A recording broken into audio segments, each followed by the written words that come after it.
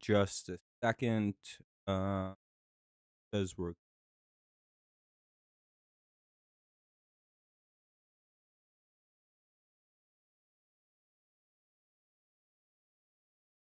Are we good? All right, now we're good. Okay. All right, now we're good. I don't know what the hell that was. One out.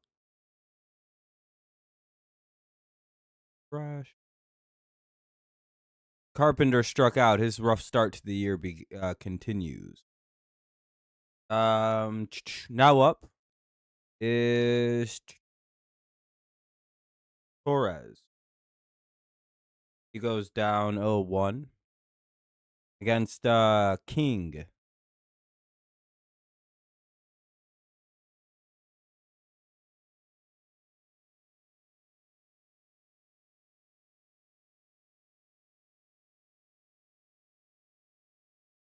All right. What's up, Tom? No more than 5 people. 2-1 here on Torres. Far behind.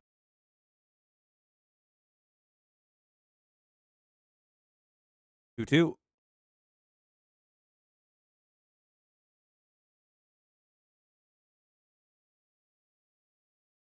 All righty.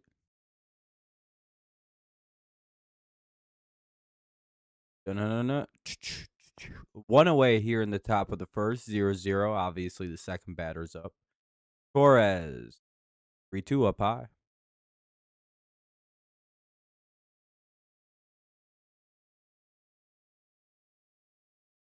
Make sure you drop likes, help the stream out, get some more people in here if you haven't already. I'd appreciate you. Especially if you're not really here to chat or anything. That'll be a foul ball. We'll get another 3-2 coming up. Little battle here right now. Nobody on, one away. I don't know why Carpenter is leading off. I don't really like the look. The Tigers are up 210-0 right now. This and that. It's a blowout. We're still in the top of the first, and the Tigers have batted 16 times apiece.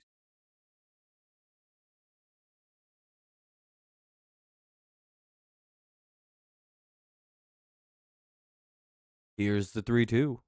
That's ball 4. That'll put a man on first. 1 on, 1 out. No score here in the top of the first. It's 0-0. Game started 5 minutes ago.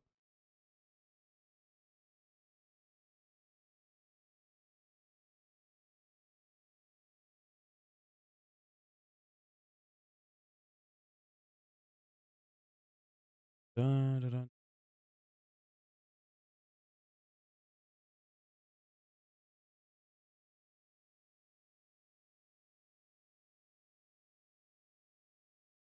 Oh, 1 here on McKinstry. Not really sure why he's already playing. Never a good thing to see him in the lineup. 0-1.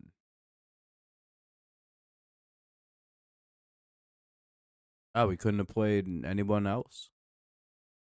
Gonna put Colt Keith at second? No, he can't.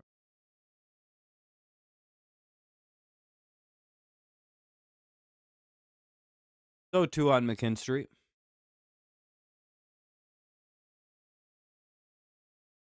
Ball 1.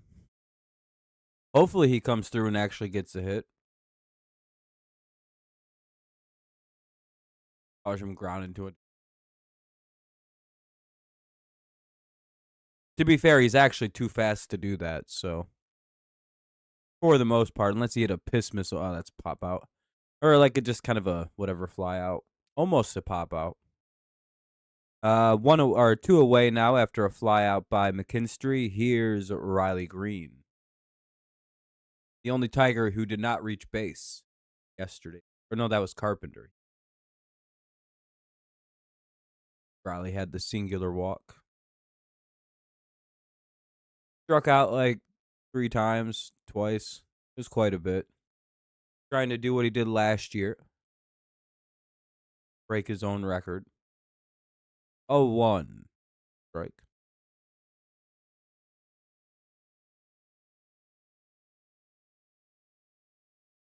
You know, the only plus side of him striking out over 200 times last year is we don't got to pay that guy like nearly the amount of money he had he actually been good. And that'll be the third out of the inning.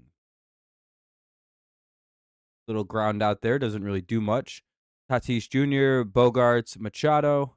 Tatis Jr., Bogarts, Machado, Merrill, Andujar, Liriano, France, Cronenworth, and Camposano.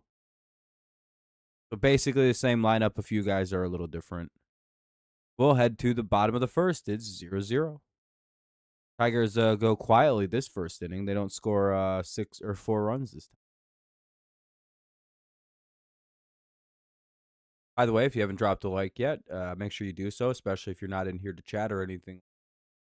Not interacting makes you gay, fortunately. You've been doxxed, been sent to your employers, family, your wife, your children. They all know about being a gay. However that does for you. Is Matt Vierling hurt? I'm surprised he hasn't played yet. Now, I guess we've ran into 2 right-handed pitchers in a row, so no real room for him to play. But with him on this commercial here, you'd think, dang, at some point you'd think he'd get to play. We got Zach McKinstry before Matt Vierling, the big 2-6. Don't know about that.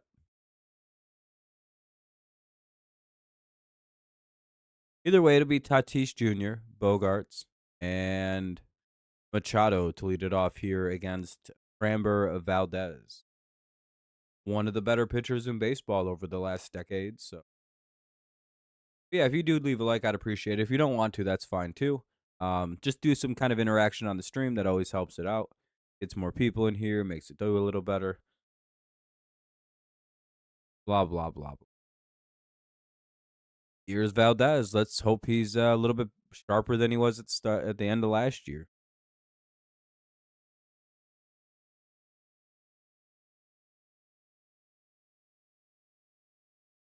What's up, Gibbs? What's up, Jacob?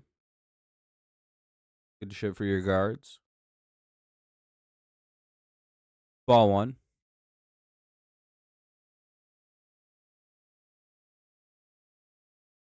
The Tigers were 5 for 25 against Pivetta prior to last night,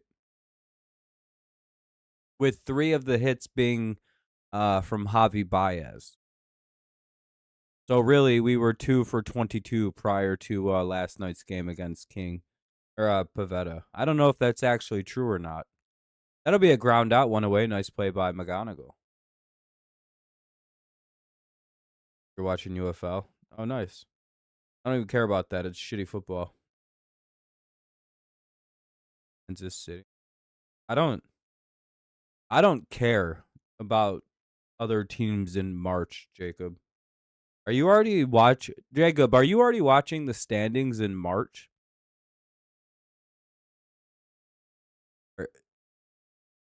I don't give a shit. Oh, McGonigle has an error at third. Womp, womp, womp. Yeah, and he just booted a ball there at third. They're not going to give him an error for some reason, but that should be one. He charged a ball, and that's a pretty routine play to make.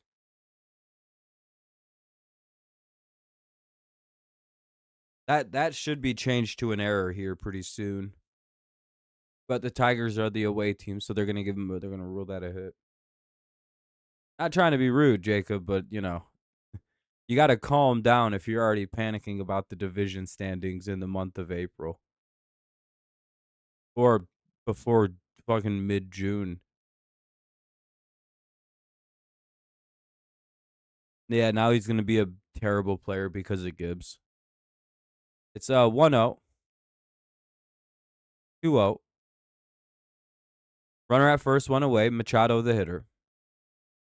1 out. We're in the bottom of the first, no score. You know, at some point, these guys are getting kind of old. Manny Machado's got to be every bit of like 32 at this point. What's up, Jake?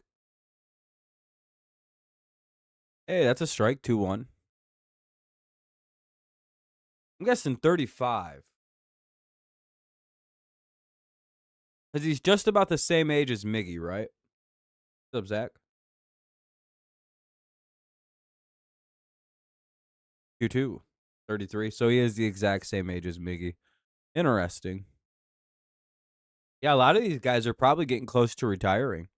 Because a lot of these guys have been playing in the majors since they were fucking 20. It's just the second they got into like minor league baseball, they were too good to play in the minors. So like, nah, let's just let them hit 250. Red Wings won? Oh, good. Red Wings have been shitty lately. They got hit with the Trump curse, just like the Lions and the Tigers last year. And Baez takes it himself for a really easy double play on Machado. Tigers turn 2 there. Very good job by the defense. Torkelson, McGonigle, and Dingler do up here in the top of the second. Torkelson, McGonigle, Dingler, top 2, no score.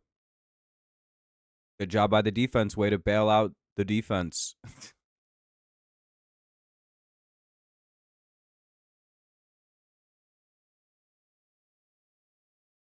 The Trump curse? Oh, for some reason, whenever Detroit teams do that gay little Trump jack off to ghost dance that Trump does, all of our sports teams turn to dust.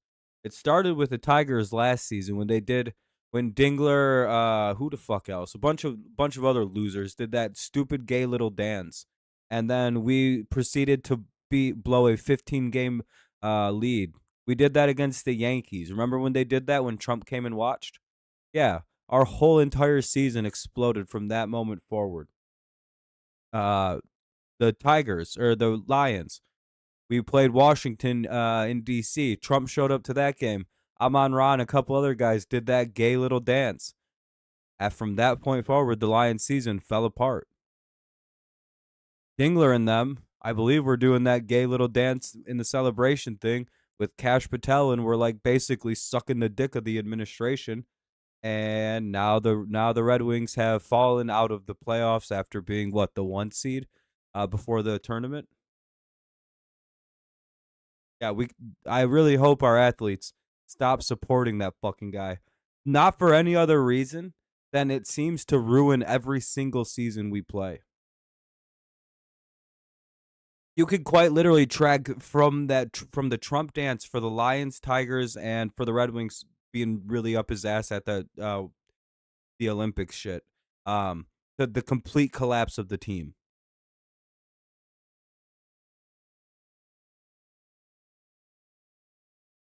What if I was the most conservative person in the world?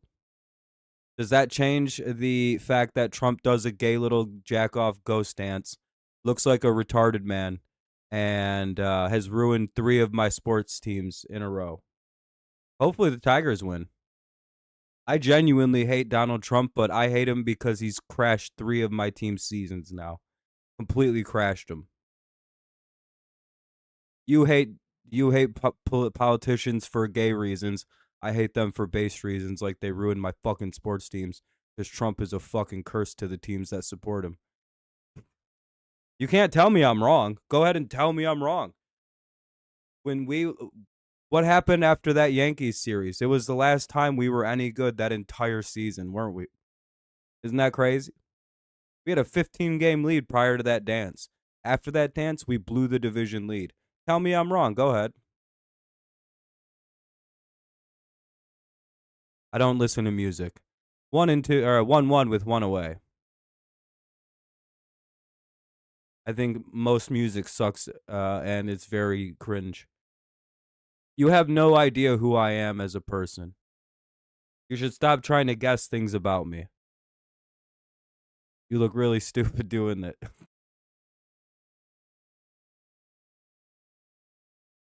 Gold gloves on the corners for the Padres. Yeah, you got why the fuck did I just say Cronenworth? You got Francis. Oh, wow. What a play in center field. Son of a bitch. We just got robbed. McGonigle almost just went deep.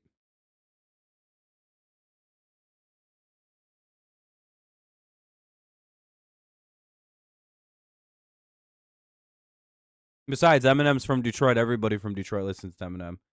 Yeah, McGonigle almost had a home run. That wasn't even a double. That would have been his first career home run, but that bitch ass. Who's in center field tonight? I can't read the name. Fucking Merrill. Fucking Merrill, dude.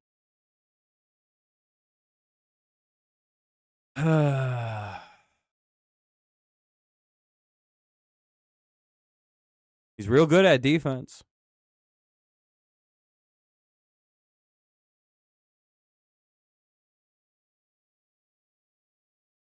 I don't think he'll be traded. If anything, he's just gonna leave. But that'll be the third out of the inning. That'll be a line out.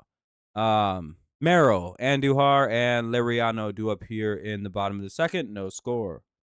A lot of people seem to think that it's like a gone thing that he gets traded.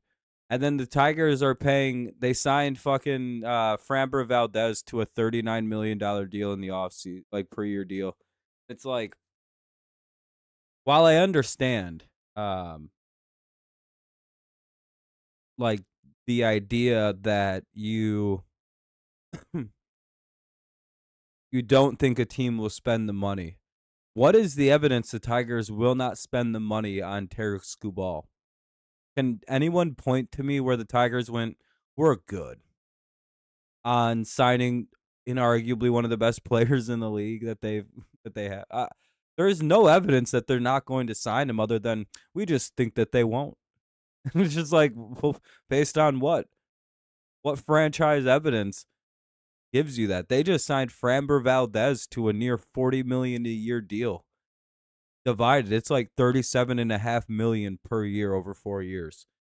And everyone's like, yeah, they won't. Like, Skubal wants $420 over 10. They're like, yeah, they won't pay Skubal $4 million more dollars a year than Framber Valdez. That's stupid. They're trading him over $4 million more that Framber wants.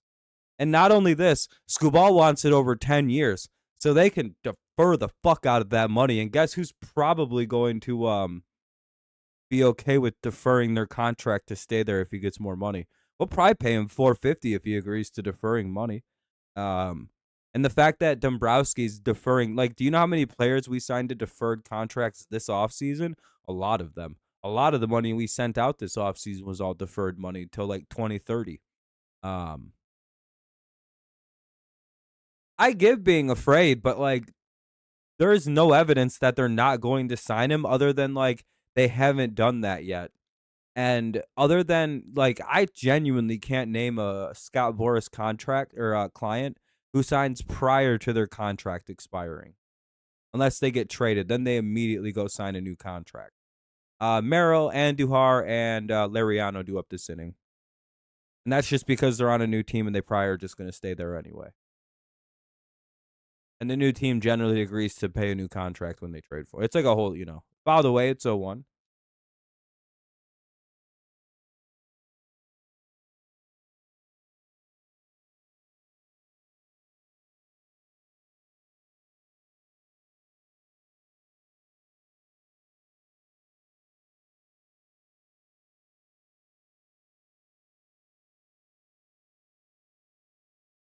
It's 0-2 foul ball. Okay, never thought of that. And he doesn't want to leave the Tigers. And I'm guessing if they offer him 10 years, about $420 million, which it sounds preposterous, but like we're paying, again, you have to think about the fact that we're paying a guy like Framber Valdez $37 million a year. Yeah, but we're deferring money. Oh, yeah, I guess we're just not going to do that with Skubal. Oh, boy, that was a bad route to that ball by Carp. That'll be a leadoff double for Jackson Merrill. He robs a home run, then hits a double. An effort double, too, because Carpenter is a terrible outfielder. Why ain't he DHing? Oh, because Torres is DHing. I'm I'm starting to be out on Carpenter, by the way. He's like a very below average fielder, and if he's not hitting, he's shitty.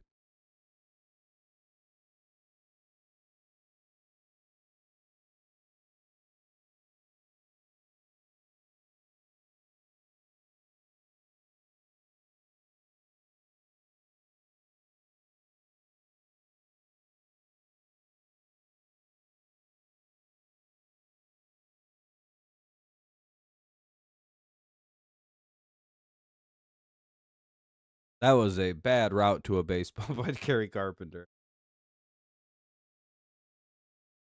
Yeah, I don't know. One good catch doesn't take away the fact that that should not have been a double.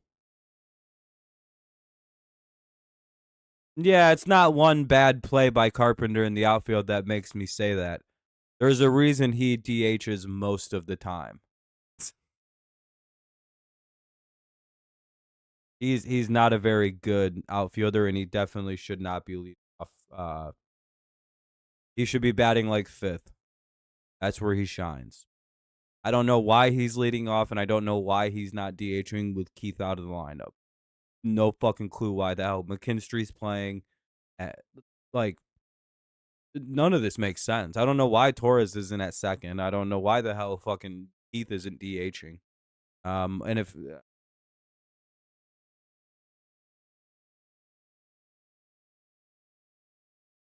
that should just not have been a double. That was a really piss poor route to a baseball. Nice play at short. Way to grab the liner. One away. I think Carp is a great DH candidate, but they got to get rid of stupid Colt Keith, who I don't. He's useless. Colt got sat for Zach McKinstry tonight. That's pretty terrible.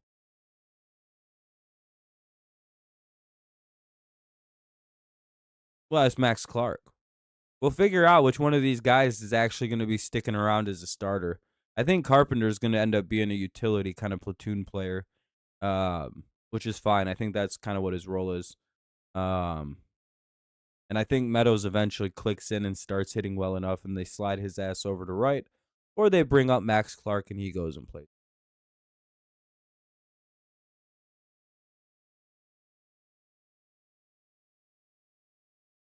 Our future leadoff hitter is in AAA right now, so we kind of just got to get to him. It's just like, damn it. Runner at second with a 1-1 count. One away. Valdez keeping Merrill honest at second. So is that'll be a line. Oh, this might get the runner over though. Oh no. Merrill didn't go.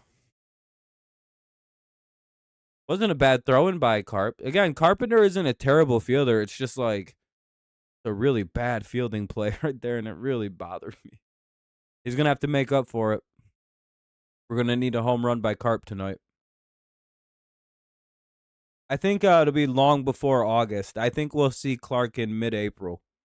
One, I think they're trying to do like contract manipulation with Clark. In that I think they don't want to give him his rookie status this year. So I think we'll see Clark get called up depending on how Meadows does the first month or so of the season. If Meadows is playing good, then you might be right. It'll be August before we see Max. But if not, and Max is playing well down in AAA, then they'll call him up. Hey, what's up, Bron?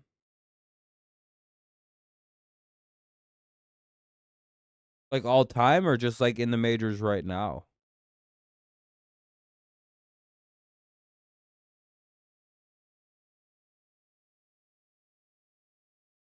Right now.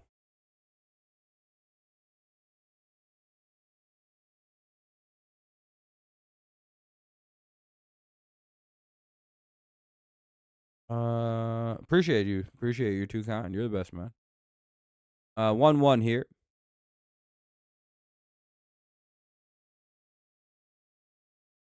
I don't know. What's up, Space?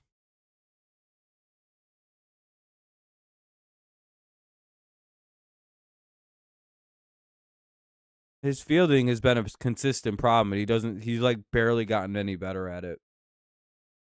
The only reason he's tolerated in the majors with how bad he plays right field is because he can hit the shit out of the ball. And that'll be a nice strikeout by Valdez. Let's head to the bottom or top of the third.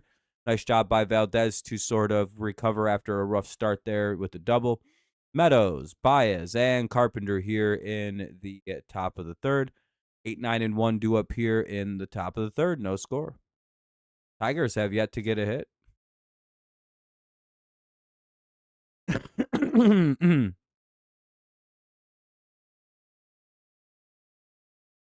We'll see, though. It's also early in the year, so I'm not too pressed about it. Mistakes will happen.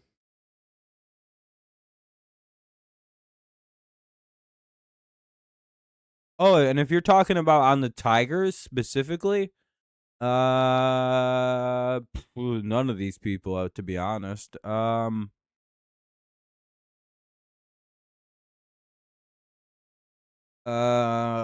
they all kind of suck.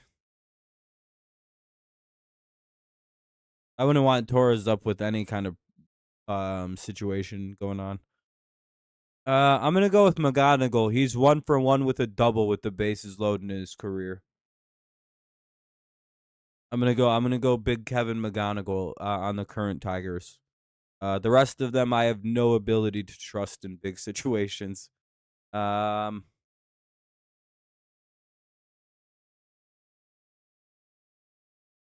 also probably would trust McKinstry more than I would trust a lot of guys on this team because McKinstry will go up there and try to hit a fucking single down the left field or right field line. I don't need a home run. I just need some of those runs to score. I think I would probably go with McGonigle or McKinstry. McKinstry's the obvious choice because he comes through quite a bit with the bases loaded. He gets a lot of like singles and shit because he's not selfish.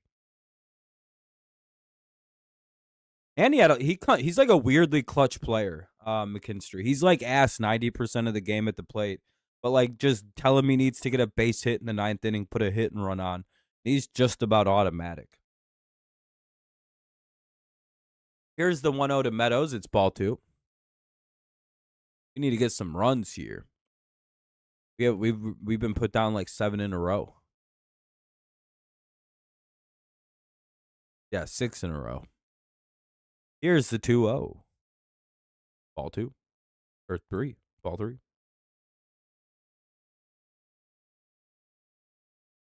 It'd be nice, Gibbs, but I think I think I've just come to accept Riley Green's going to be a home run, double, or nothing guy. Which is a bit sad, but I think the Tigers moving him down to 4 in the lineup reflects that decision and that kind of belief as well. That'll be ball 4. Nice job. Leadoff walk by Meadows. See if we can't get this running. It'd be nice if Big Javi came through.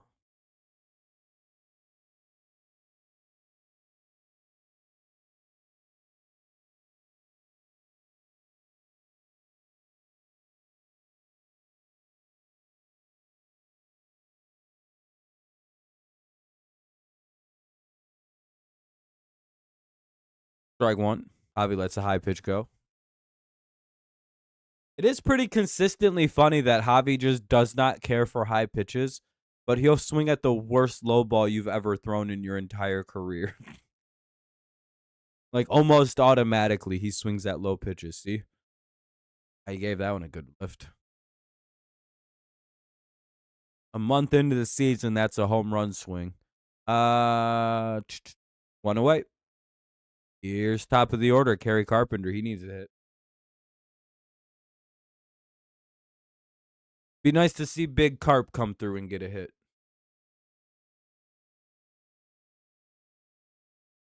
Or just get on base.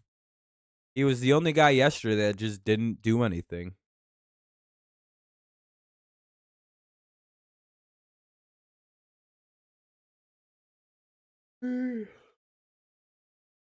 Ball 1.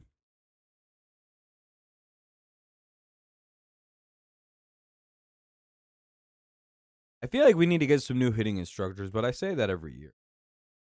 Scored 8 runs. Had a very good offense. It just kind of petered out. I don't know what happened.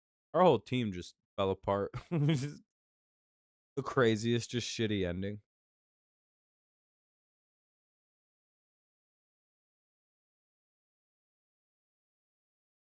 Here's the 1-0 after a pickoff attempt. And there's a throw down to second. Meadows slides into second. They're going to call him safe.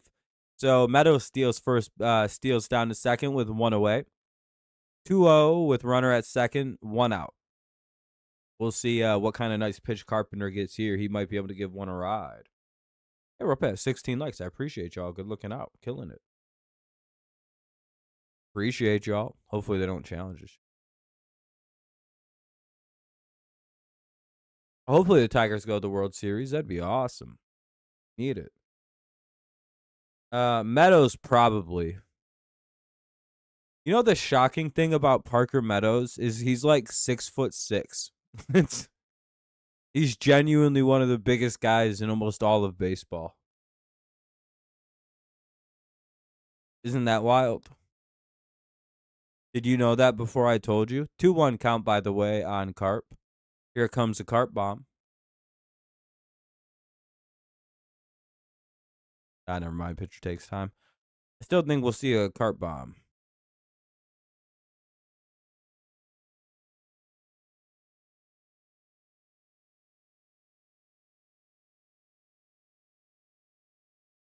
Look, he had no idea. Yeah, that's huge, isn't that? I find that to be a hilarious fact about Parker Meadows is he's a fucking giant, man. And he plays like he's 5'5". It's fucking wild to watch. If I was 6'5", 6'6", dog, I'd just be trying to clobber home runs. You wouldn't be able to tell me nothing. I bet, yeah, I'm a home run hitter. And I'm fast. Meadows should be on a football field somewhere as a tight end, hanging out with fucking Kittle and Laporta and Gronk and all that. Hey, he's out. Here's Torres. 2 away, runner at second. Looks like we may strand.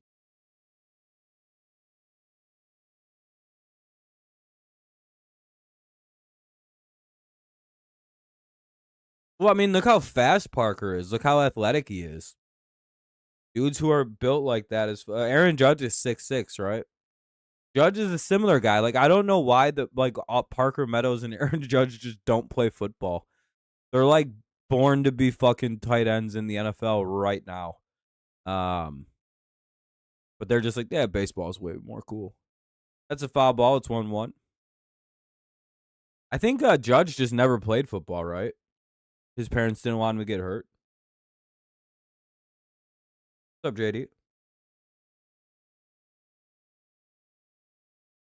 Nice, man. So you're having a good year. No, I don't think you should. I don't know. I don't know about all that. It's a 1-1 count.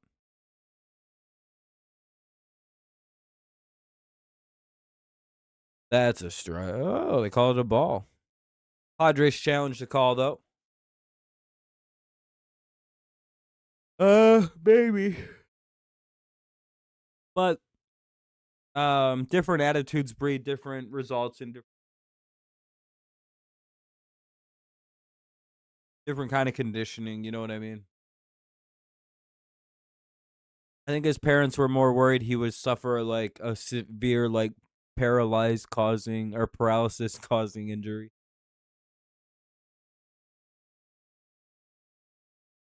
Came in 20 days. Nice, man. Cronenworth, Camposano, and Tatis Jr. 8, 9, and 1 due up in the bottom of the third. We have a no-score game. 0-0 here. Bottom 3. 8, 9, and 1. The Padres. Valdez back to work. Commercial break comes close. Nice, JD.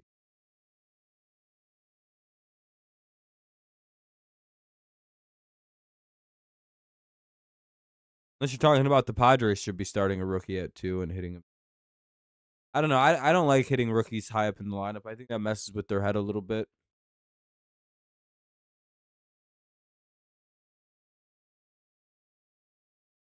What's up, Harrison? I have to use the bathroom. I'll be right back.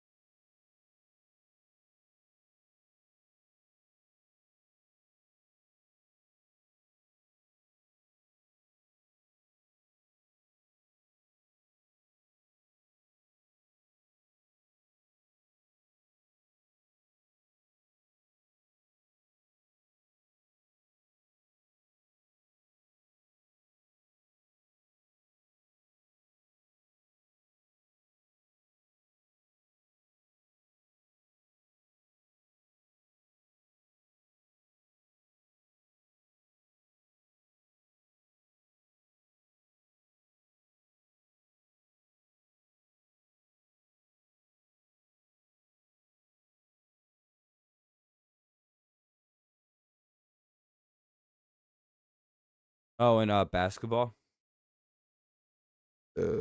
Yeah, Gibbs, I'm pretty stoked about it too. Here's Cronenworth to lead off the bottom of the third. He's the 8-hitter. That'll get up the middle, or well, through the right side of the infield. Base hit. McGonigle just got robbed on a home run, Max. Jackson Merrill may be your GOAT right now.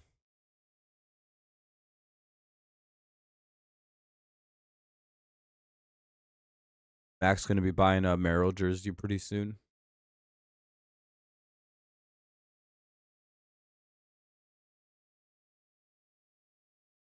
Little did we know that Merrill's actually the brother of the Lauder. He actually birthed the Lauder out of his dick hole. Believe it or not, that's actually possible. You can only do it when you're about 2 to 3 years old, maybe 4 at the absolute oldest. But you can do that as a man. Completely, I don't even know what I'm saying anymore.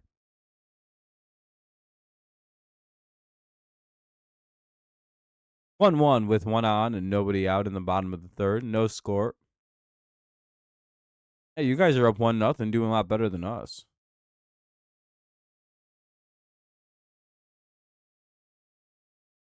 Hey, yeah, JD. Hopefully you can break the record. 1-2. Let's turn 2 here.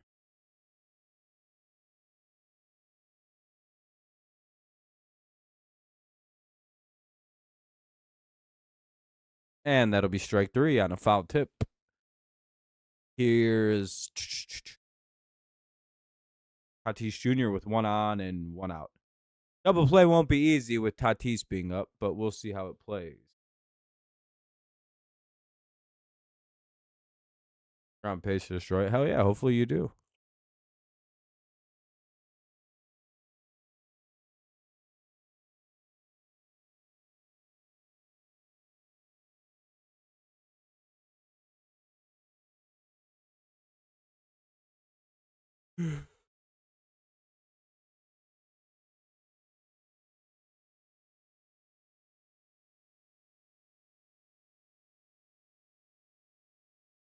Double plays ID. Oh, ground ball. Up the middle. That's Baez couldn't handle it on the exchange. They get the one. Baez lost it on the exchange. He had the clean catch at second for the out. I don't know why fucking Cronenworth's standing there still. Baez lost it on the exchange. I even believe I said that. I was like, oh, he lost it on the exchange. Oh, yeah, JD, you're killing it, man. See, watch. See? Touches second, but then he tries to grab it out. I don't know why Cronenworth's out there trying to say he's safe at second. It's like, dog, I hope they challenge that shit. Be hilarious.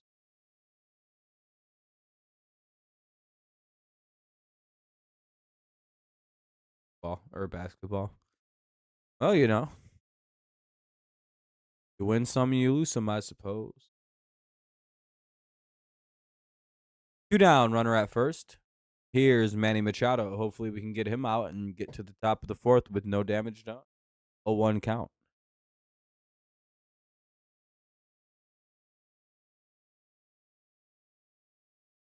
Manny.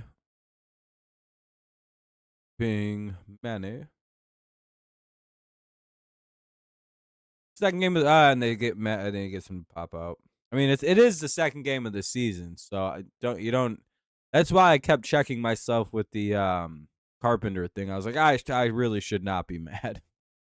And it was stupid to get upset. We're 2 games into the season. Guys are still a little rusty. You shouldn't be expecting perfection. Nice, JD. I don't care. You've drug it on too long, man. You've been talking about your virtual baseball team for like a half hour almost.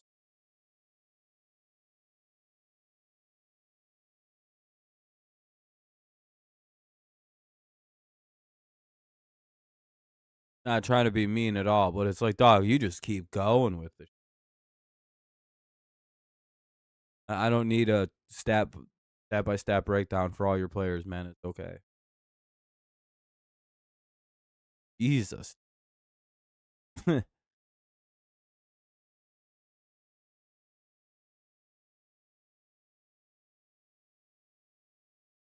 just kept going and going and going. It was like am I wrong to say that was like 30 straight minutes of just him dumping about all his baseball game, like MLB The Show or something? It's just like, cool, dude. You should have stopped 20 minutes ago with this. Holy fuck.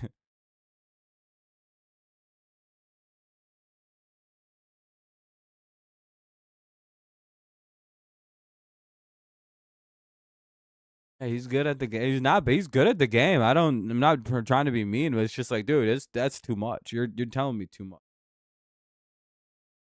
The fact that it went on anything more than 2 to 3 minutes is too long. Anyway, McKinstry, fuck's next. Green and Torkelson. Why is this so far behind? Like the fucking other cup. McKinstry will get a single. Why is it so far behind?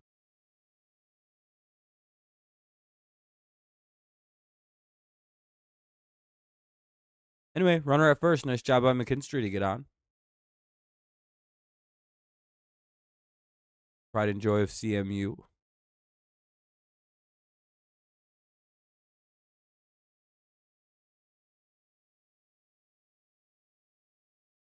All right, Riley. Up, pickoff attempt. Ooh, that was close. Looks like they're going to try to steal here. Wouldn't be too shocked if they sent McKinstry at some point during this at-bat. Ooh, that would have been the pitch to go on. Ball 1.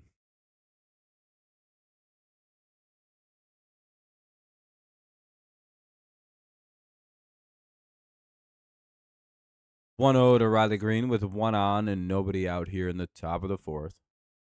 Oh, that's 1, and McKinstry's in a rundown because he's actually pretty smart. Oh, they got him. Hell yeah, Riley Green hits into a double play.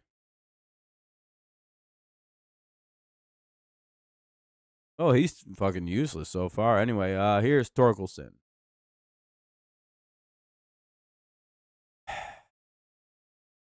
Well, heads up baseball by McKinstry.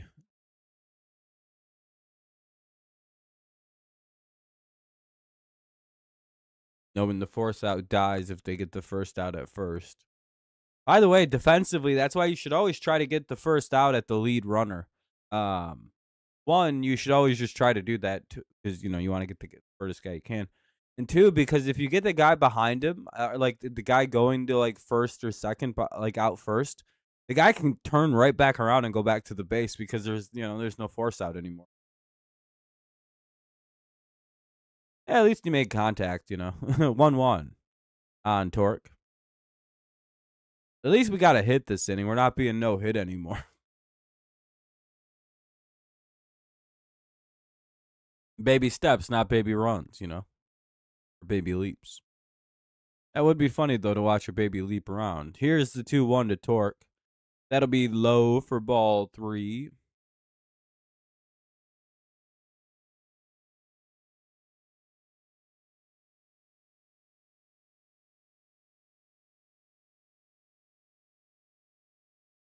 Ooh, I think the Padres challenged that.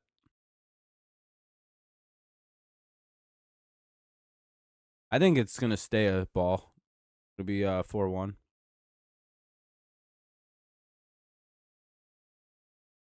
Frog sleep.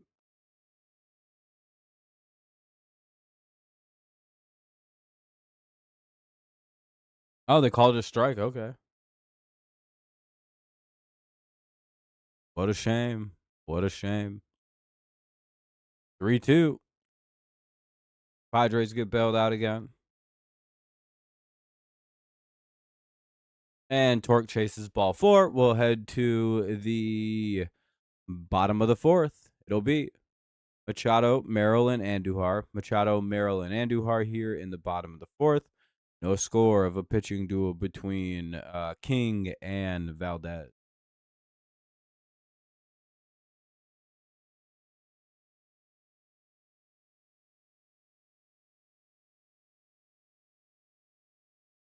How can we trust ABS? Because it's probably because there's a lot of good data on it. I mean, it was a strike. Not to promote, but hey, people, check out JD's channel. See if you want to subscribe to him. He's a pretty nice guy. Despite me kind of ripping on him a second ago. Sure you'd enjoy his channel. Check it out. See if it's for you. Give him a sub if you think it is.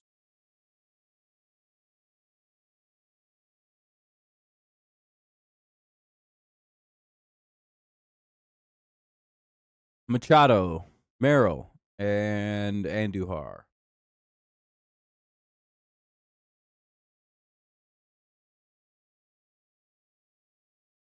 Can't trust other car mechanics as a car mechanic.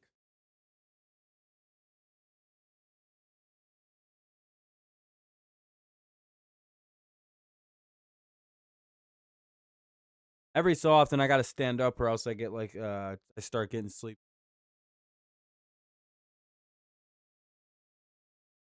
Plus, my legs get kind of stiff and tired, and I'm worried about blood clots, so I want to keep it in motion.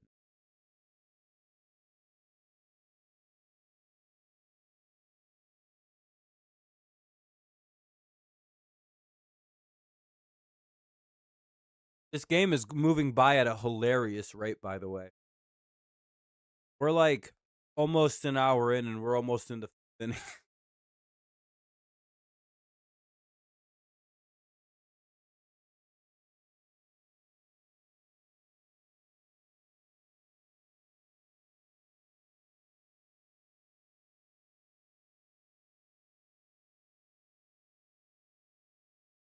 Well, if you're a car mechanic, you can also just work on your own car for the most part.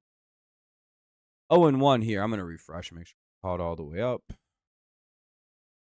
whatever reason, it doesn't doing that right now. 0-2.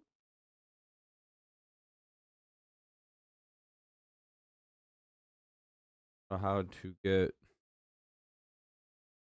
your... Oh. You need like capture cards for switches usually.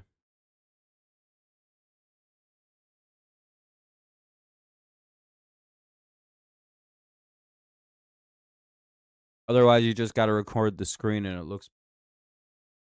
Even with like the greatest camera, it looks bad to record screens with camera.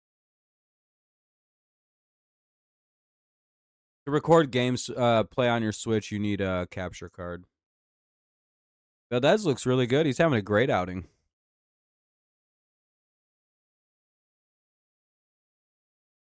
About what I expected out of Valdez, especially early in the year.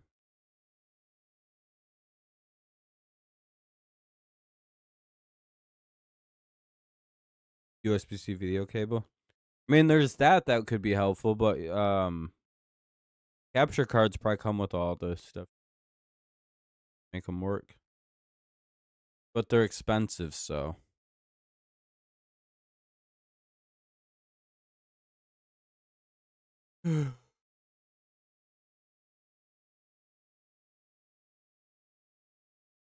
One, two.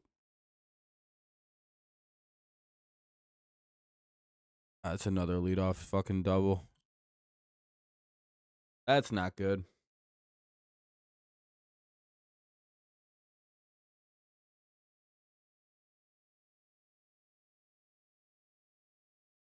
Not a great situation. That'll be a leadoff double for Machado. Let's see if we can't wiggle out of this one. But Merrill and then Andujar. Yeah.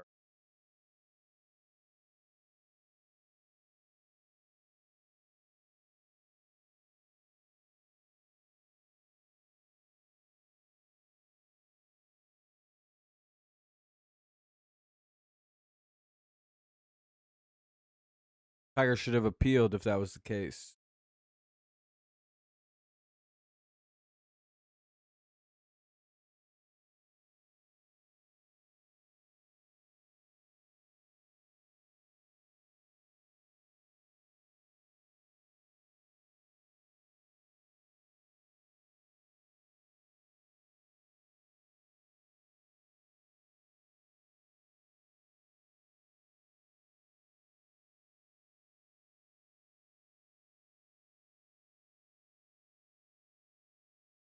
What do we got?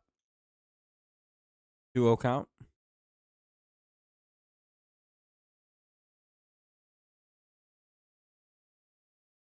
Foul ball. It'll be 2-1. I don't care about. Too early in the year to start crying about the umps. It's literally March 27th. Yeah, cool. They're calling it the same way for both teams. I don't really give a shit. Ron, I'm not trying to be rude, but like I genuinely don't give a shit about officiating in a game. I think they make so little impact on the outcome of a game. I almost think it's irrelevant to talk about. And I think that most people in today's eras, problems with officiating comes 100% from gambling and not because of anything else. So he's too slow. First and third, one away. Fuck.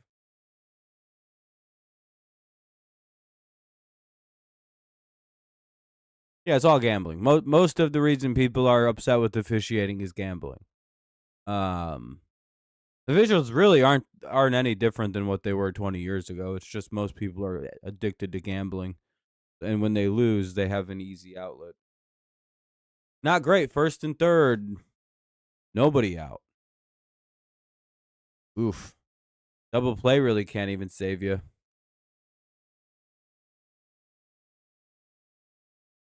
Need to strike out in a double play. Here's Andujar.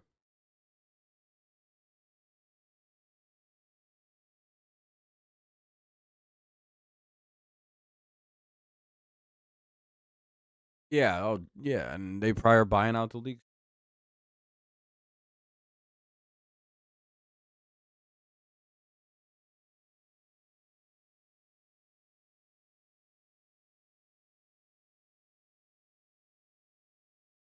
Here's the 0-1. Ah, fuck.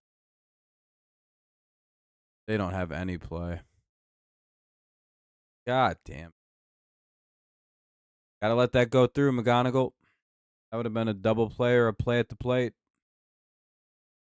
Run scores 1-0. Runners at first and second. Nobody out. Ugh. McGonigle's got to let that go.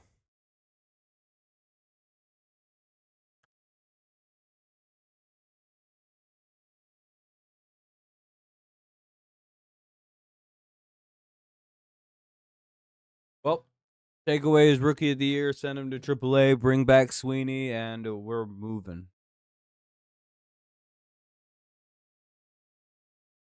Imagine I was really like that. I'm just like, yeah, I'm out. This dude sucks.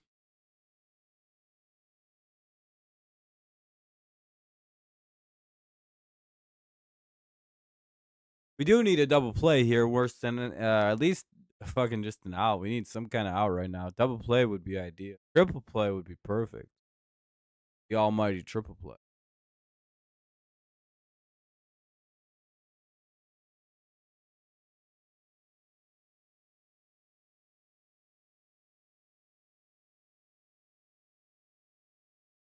So and two. Strike out, then double play. That'd be idea.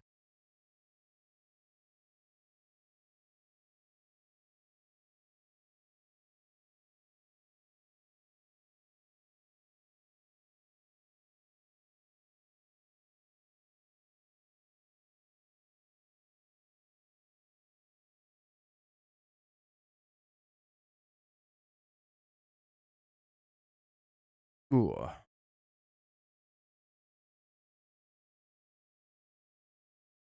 Fouled away. It'll be 1-2 now for Lariano. He cooked that ball. That was almost a home run. They probably got to get Valdez out of here. Oh, yeah, Reese. Hopefully he can. We need some outs. 1-2.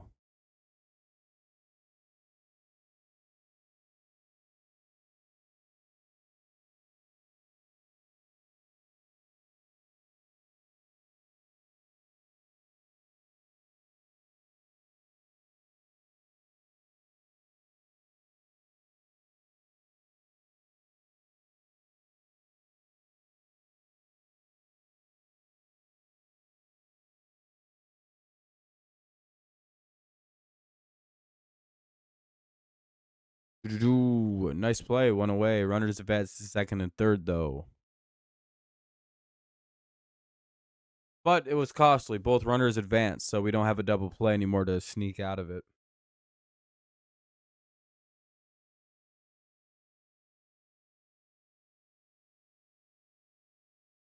Ugh.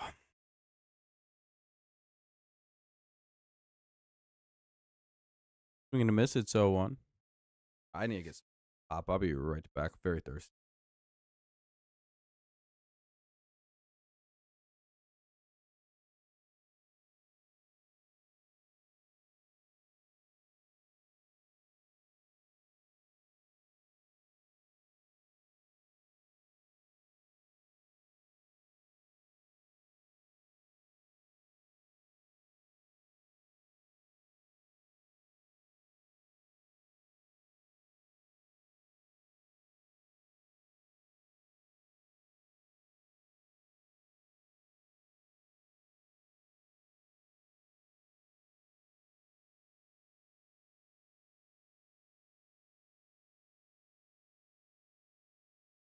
One, two.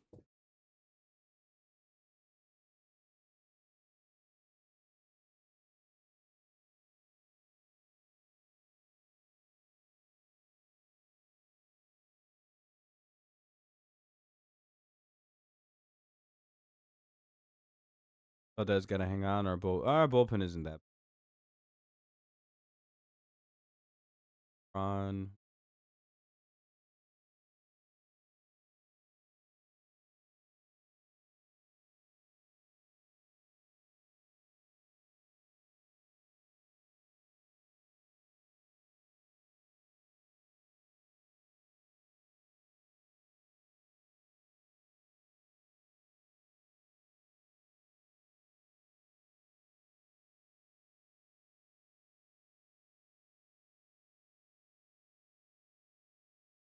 Two, two.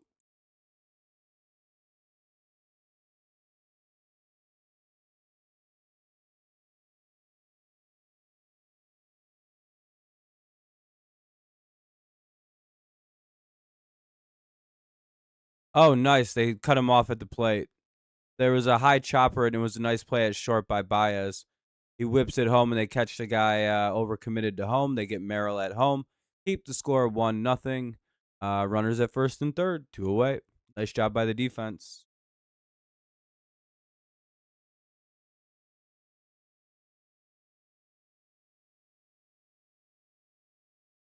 Nice tag by Dingler. Nice feed by Javi.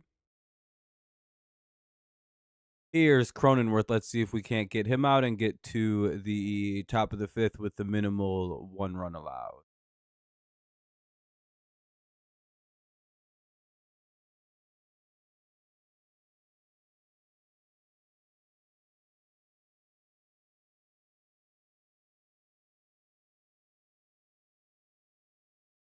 We'll see how he does this year. He was pretty good year 1 with us. Wasn't the greatest last year. Kind of had a weird year. I personally think he should have been on the injured list for a good chunk of last year. But because everybody else on the team was hurt, I think he didn't want to do that. 0-2 on a swing and a miss.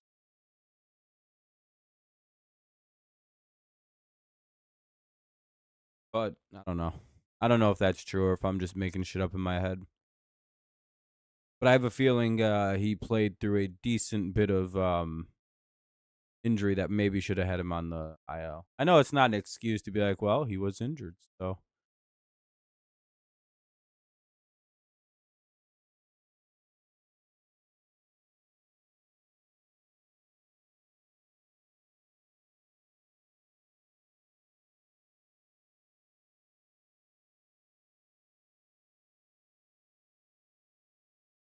cool. We get out of it. We only allow a run. So we'll head to the top of the fifth. It'll be McGonigle, Dingler, and Meadows due up here in the top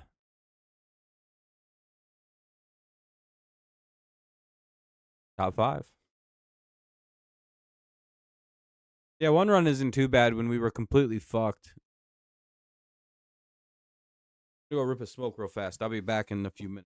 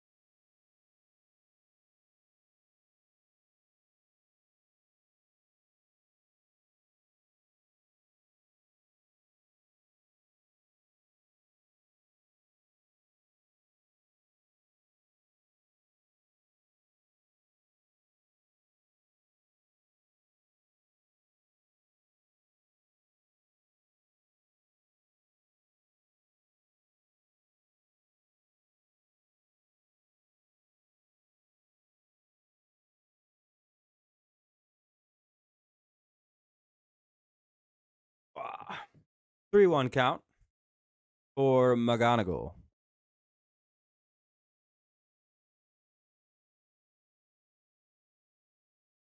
And that's ball 4. 1 on to start the inning. Nice job by McGonigle to get a leadoff walk. Walks are good.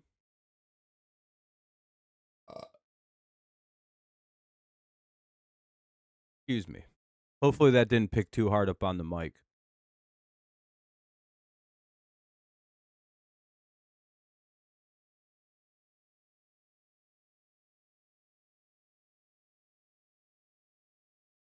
I don't think it did, but it did. My bad.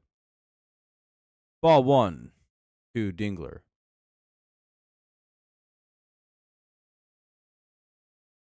Yeah, he got hurt in like March, like early spring training. I want to say went on the. I don't even know if he'll pitch this. If I remember right. It's basically the reason he wasn't a starting pitcher last year is the worry that him going from pitching like 100 innings maybe in his entire career, like most in a season, to like 100 by June last year. They're like, fuck, dude, we got to slow this down. So they moved him up to the majors and made him that workload was a bit too much. The exact reason we slowed him down last year is it still happened this year, so it's kind of a bitch. But I think organizationally they kind of saw this coming with Melton. Oh, most likely, yeah. Unless he kind of, I think it's a shoulder, not an elbow. Actually, you might check me on that, but I think oh, he got hit.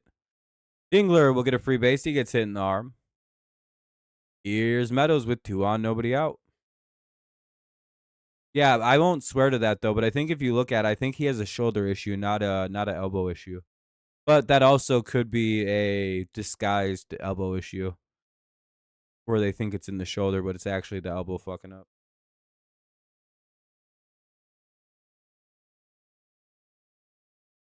All right, Braun. What up? 2 on, nobody out. We'll see what Meadows does. Oh, he's cooked. He'll be once that inflammation goes away, it's gonna turn into something.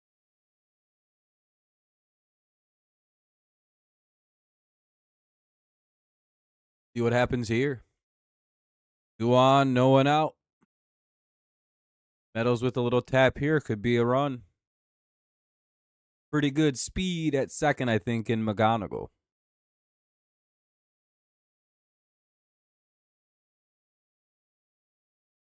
Who, King? He's at like 70 pitches.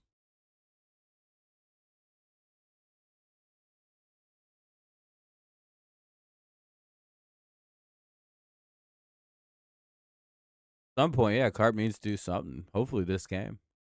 Hopefully Meadows gets a big hit here.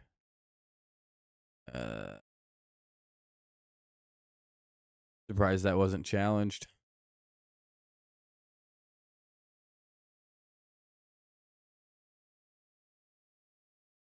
Joe probably won't be back until late season if he comes back at all. Because if there's no injuries to our starting rotation this year, by the grace of all that is holy in baseball goddom, 1-2, by the way, on Meadows. We thankfully don't need Melton or Job to be able to pitch this year.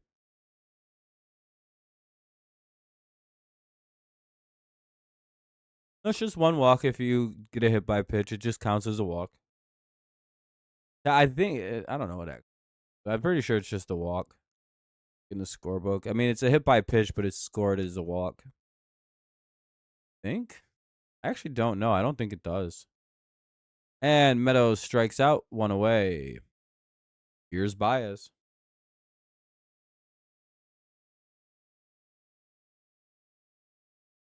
I don't think you get a walk when you get a hit by pitch. But I view it as the same thing. You're on base with a non-registered bat.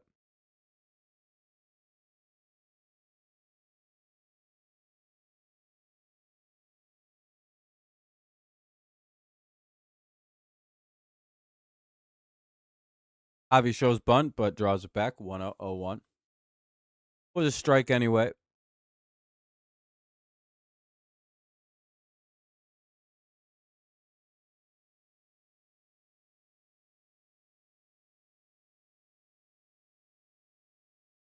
Oh and 2. Javi chases a low one.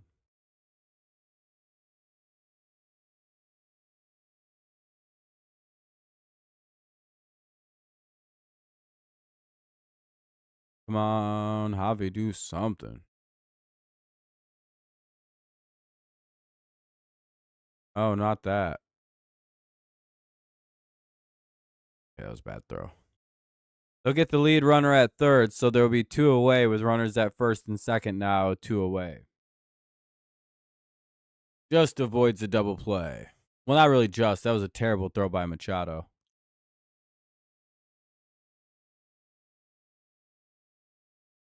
Yeah, we need big Kerry Carpenter to come through. We need scary carry hours right now. I believe in Kerry Carpenter. Do you? Say his name. He.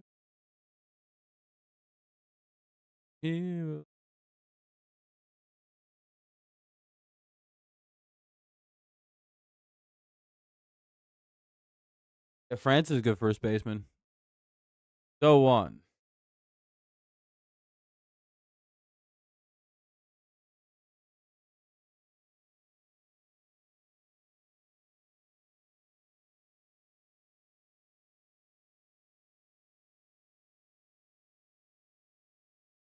Need a hit. One single carry. Come through for the one time.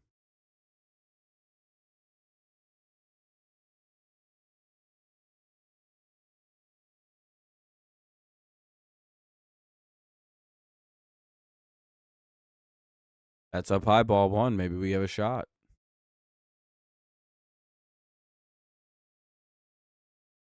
3-run shot here to give us a lead. What do you say, Carey? Show me a home run.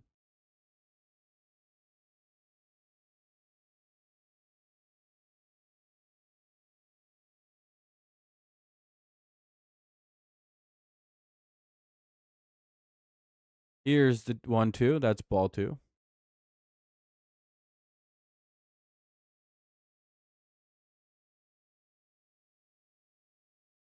Good block by the catcher, Campusano.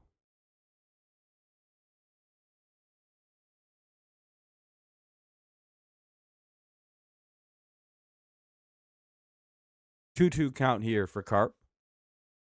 Battle brewing right now. Carpenter trying to work the count to a full.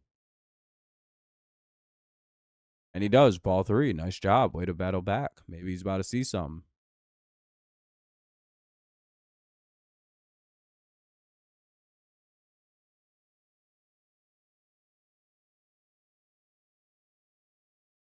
Full count. Runners will be on the move, and he strikes out. Well, we'll head to the bottom of the 5th. It'll be Campusano, Tatis Jr., Bogarts. 9-1-2 for the Padres. Tigers still can't buy a hit.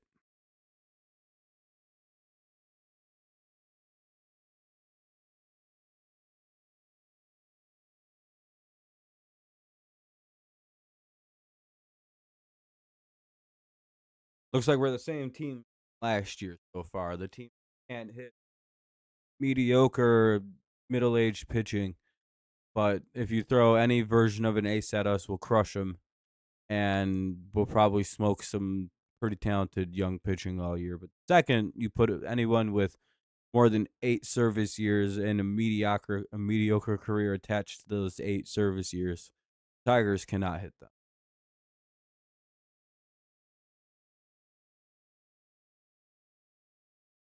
Been the team's Achilles heel is about a 29 to 35-year-old pitcher who's never really done anything.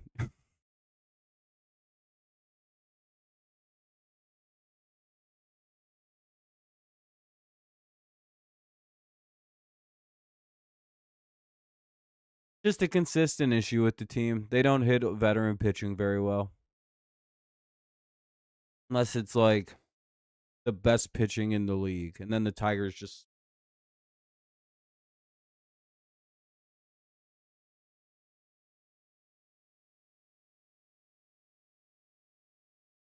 There's still nothing funnier than the Tigers taking on Spencer Strider in like the height of Spencer Strider's career with the Braves and scoring like fucking 9 runs off him in a half inning, like in 1.5 innings.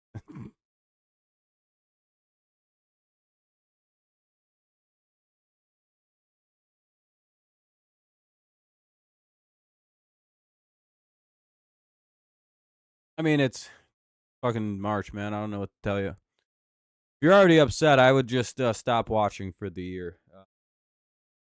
You'll feel a lot better about your summer. But if you're stressing already about the way teams are playing in uh, in March, I don't know.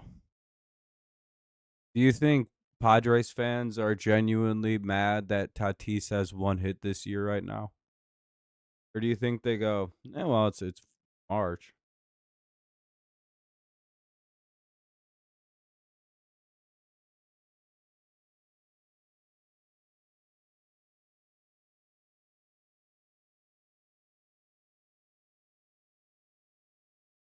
Anyway, 1-2.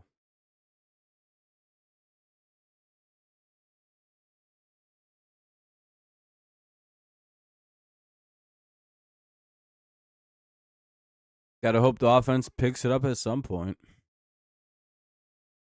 That'll be a strikeout. Nice job by Valdez. One away, bottom of the fifth. Here's Tatis.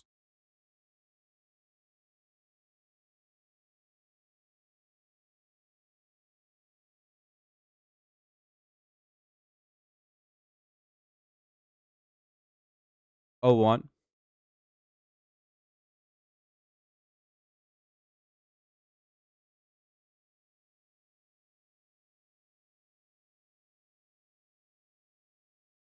Yeah, Tigers hitters are the only guys who are getting out in late March to start the season.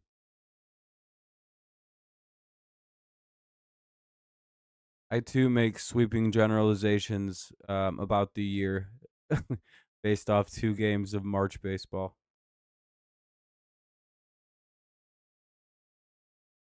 Don't Gibbs, there's no use. He's just gonna be like, dude, I know it's early in the year. They're just the same team as they were last year. Like he doesn't understand how there's like an enormous contradiction in those two statements. Like he just doesn't.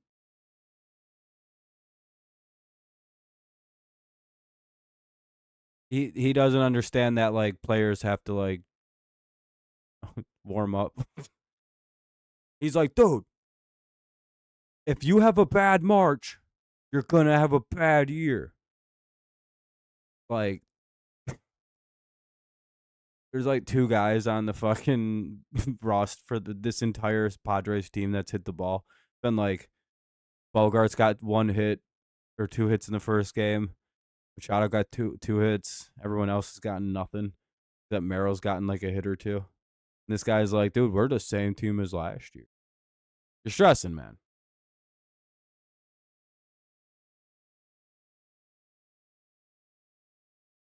They are K-ing, dude. I mean, you could say they're striking out. You're talking like a child. Gonna be um yeah, I don't know. I guess Michael King is a bad pitcher. Hey man, is King a bad pitcher or is he a good pitcher?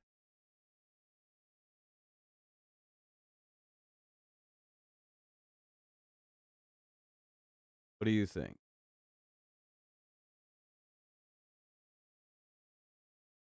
Now, I feel like you've been watching baseball long enough for me to ask you. But usually, what comes along first? Pitching or hitting in a season?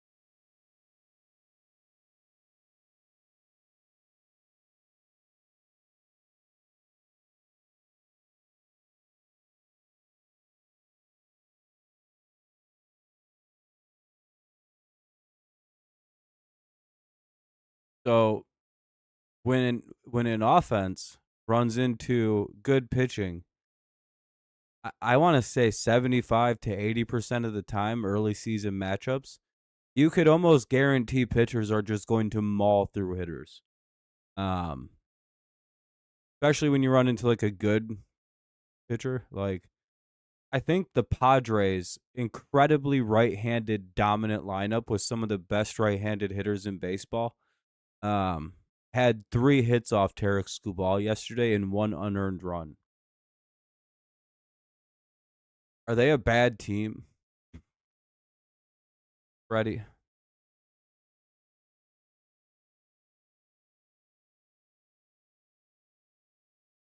They've got 5 hits and 1 run off Framber Valdez tonight. Are they a bad offense, Freddie?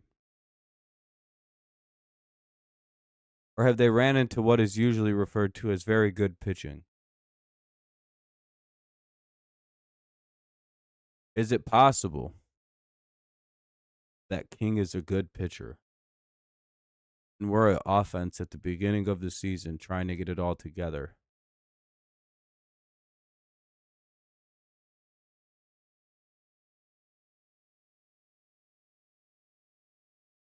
Doesn't have any. I mean, it has everything in the world to do with it being March, but I feel like when you say it's only March to someone who's freaking out about baseball, they go, "Oh yeah, wait a minute, duh, no wonder offense isn't that great. They're up against a really good pitcher and it's March." I've watched baseball for more than 5 years. I've been able to put together the pattern that like pitching comes way before hitting by about a month. Now you'll run into bad pitchers give and see a shitload of runs. That's usually because defense is also pretty bad right now. And that'll be 3-2.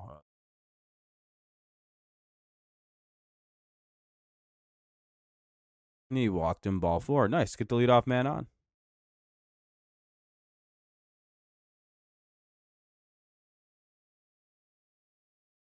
Baseball games don't matter till June.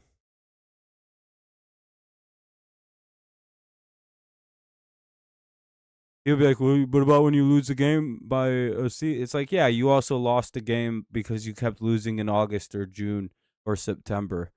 That's when you lost the division, not in fucking March. And they're gonna pull King and bring in Morrison. They're gonna bring in, or sorry, Morton. Sorry, I misread that. Or Morjon, Morjon. Morjon will come into pitch. He's a lefty, so that means McKinstry's day may be over.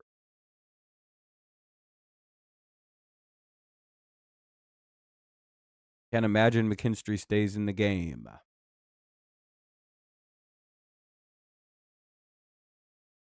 Not really. Tread water till mid to late June, then go get hot in July. And I guess it's really tread water till July and then get hot and then carry that through July, August, September.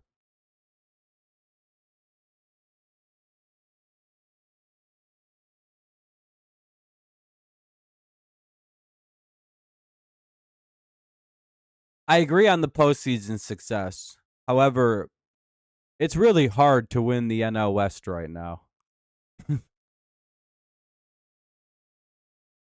So it's like, hey man, you have to compete against the team willing to spend $700 million, and your owner is only willing to spend about 250 to 350. Make it work. I don't know about series. I just care about overall records. Ron, and if you're like a little over 500 in July, you're in a really good spot to get hot and make the playoffs. You could Cleveland it from last year. Cleveland basically treaded water till late July, somewhere mid August, and then they just got white. They just turned it on and just dominated. Jahmai Jones will pinch hit for McKinstry.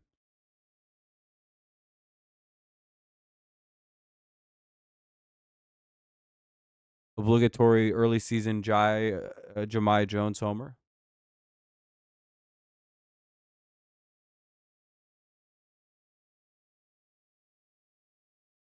It's the top of the sixth. Padres have a 1-0 lead with the runner at first. Padres have a 1-0 lead in the top of the sixth. Tigers have a man at first. Nobody out. We just got done with the pitching change. King gets replaced by Morjon.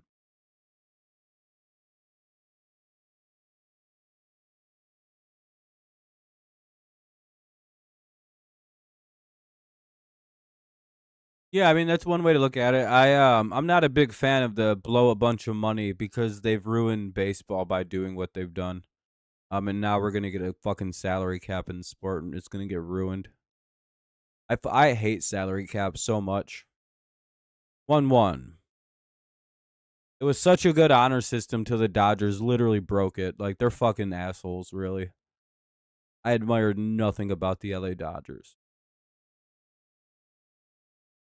Genuinely, when the lockout happens, it's 100% the fault of the Los Angeles Dodgers because their bitch ass team has like $1 billion committed to future payroll.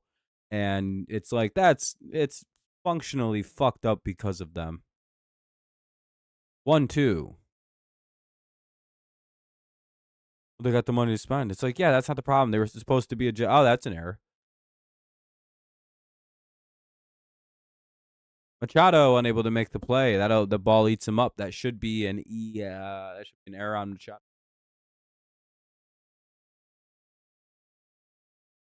And that sucks. I really hope that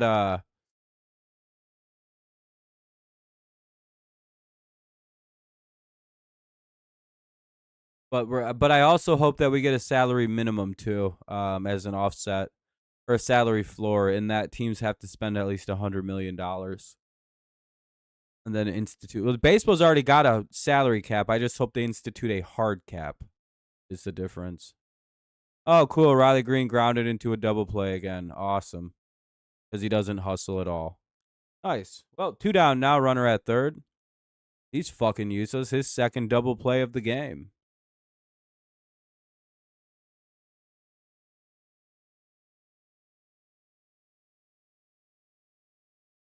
Oh, there's an injury. Bogarts is hurt. Oh, that's not good at all.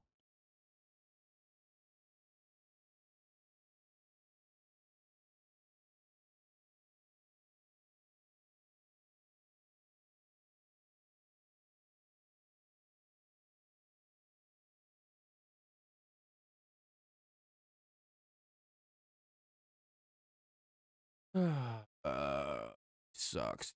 Riley Green get it together.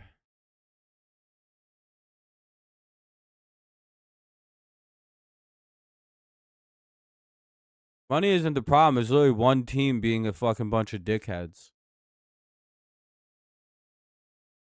For all of baseball, this had not been a problem until like 10 years ago when the Dodgers went fuck it and just broke all the unwritten rules about the way they handle their business.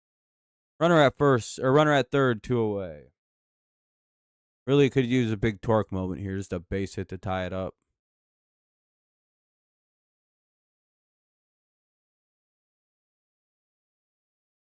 Ball 2? 2-0.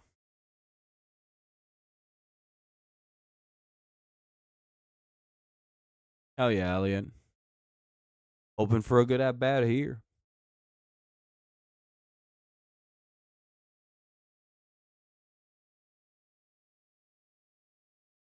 They'll call that a strike. It's 2-1.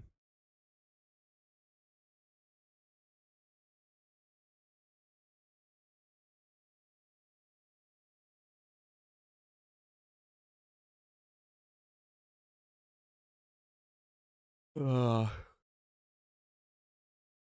they're just a little off on hitting some of those pitches.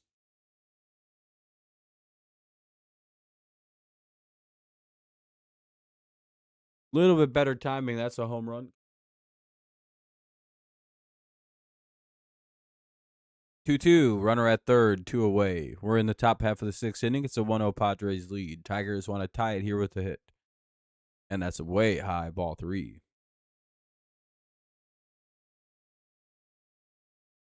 You hope he walks McGonigle gets. I just hope we score the run no matter what. Whoever can get it.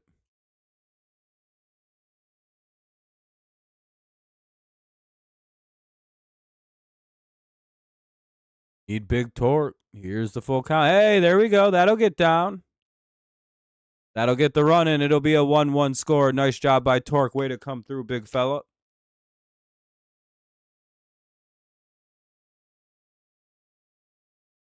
Statistically, sure. But that doesn't really mean anything.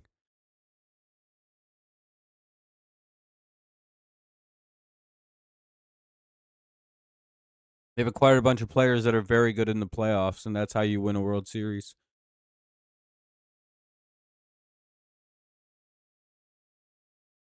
So hope we can get that momentum. Big McGonigle homer coming up here. 1-0. The McGon bomb. K-bomb. By the way, Kevin is related to Kevin McGonigle. They're both named Kevin. They meet at the annual Kevin get together every year.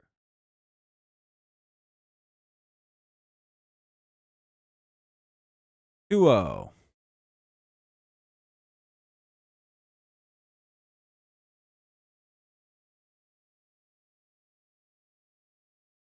Two one. Let's a strike go by.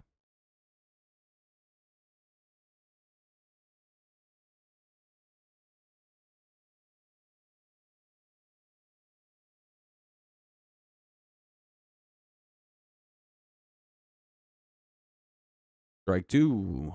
2-2. Couple freezes.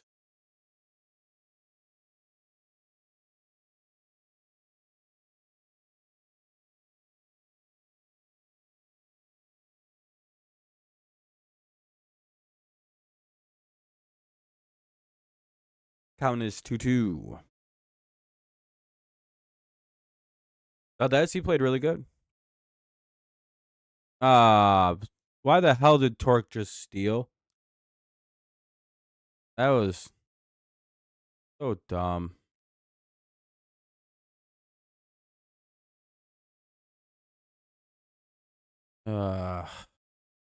Machado, Merrill, and Andujar.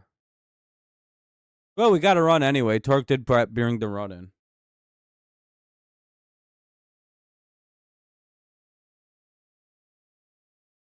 Machado, Merrill, and Andujar do up. Well, that means McGonigle gets a fresh at bat in the 7th.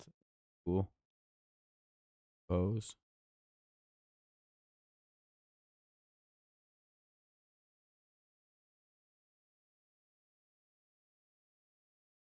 The Lauder. Yeah, we tied it up pretty good. We'll see if he comes out to pitch the 6th. Valdez. Hell yeah, Jacob. Pretty good. Hopefully he can keep it up.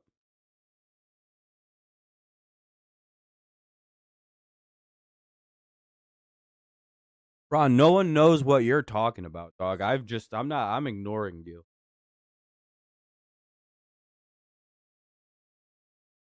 You're rambling about money and shit. I have no idea what you're talking about. Machado, Merrill, and Andujar. Cody Pop.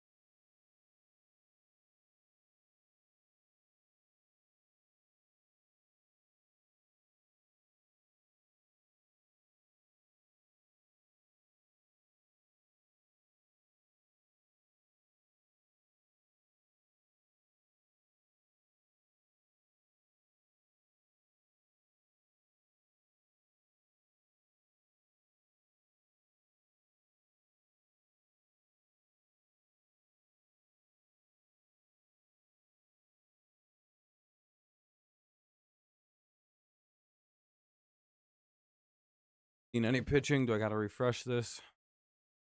Strike 1, 2, Machado. Valdez back to work.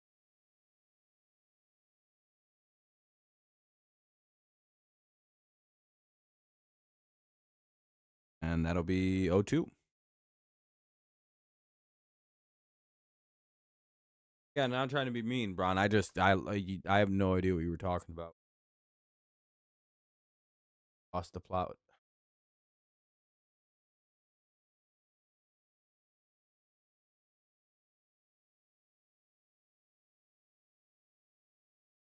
Nice play by Colt Keith over at third.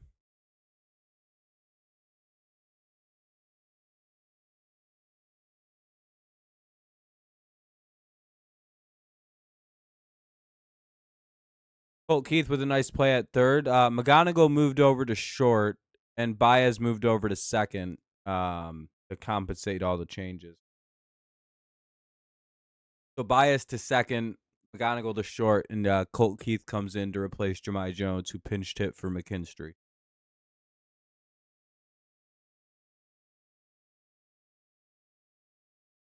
Get to see at first time. Yeah.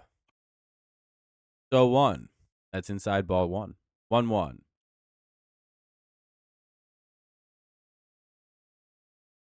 Valdez is in really good pitch count shape. He's only at 70, I believe. I think that was number 70. Ball 2, 2-1.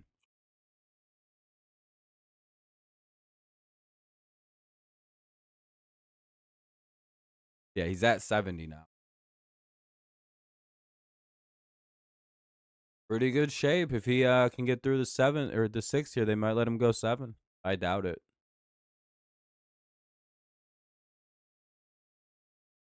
Maybe. He'd have to get 2 pretty quick outs here. And it's 2-2 right now.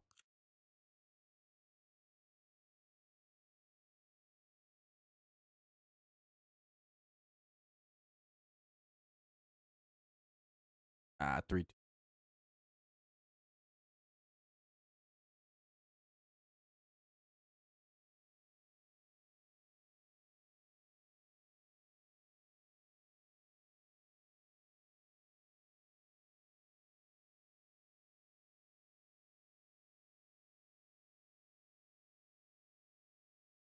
Low for ball 4. That'll be 1 on, 1 out.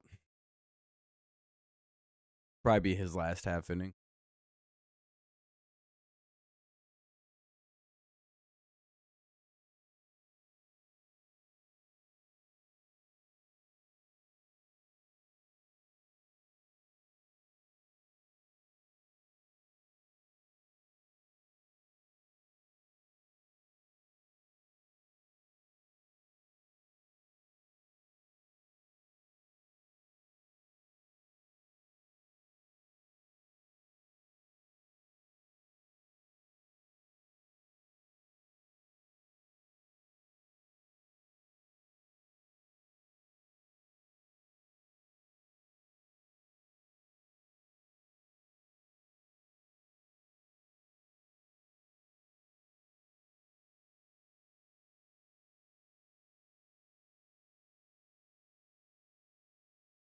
All right. What do we got? 0-1?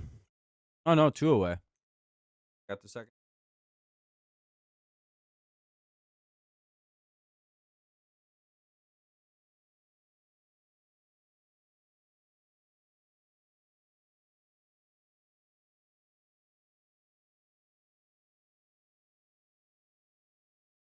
Oh, that'll be down the right field line. That'll be a fair ball. Not really sure how that's not interference.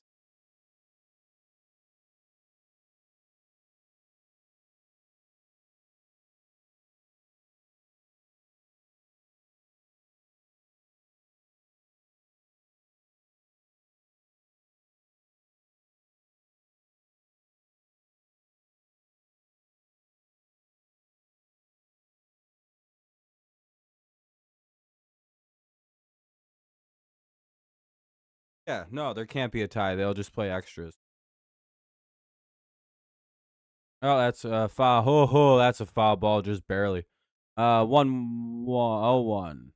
1-1?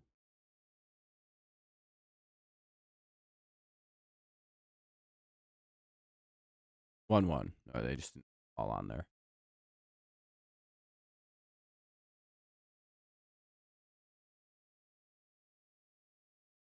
1-1. Runner at second. 2 away.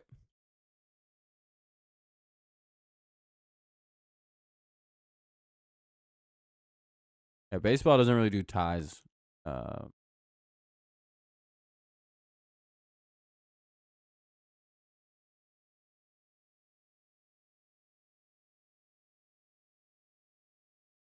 Such is life.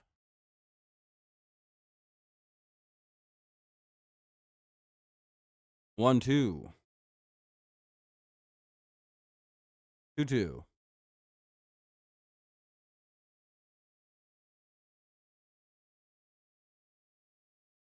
Big strikeout would be nice.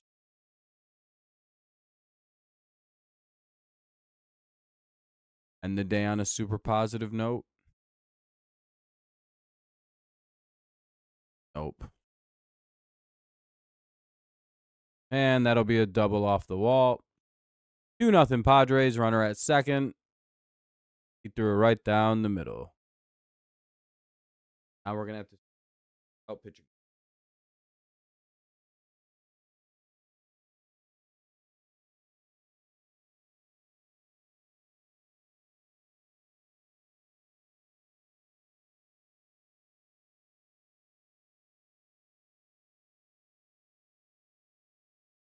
Oh, bad defense cost us there.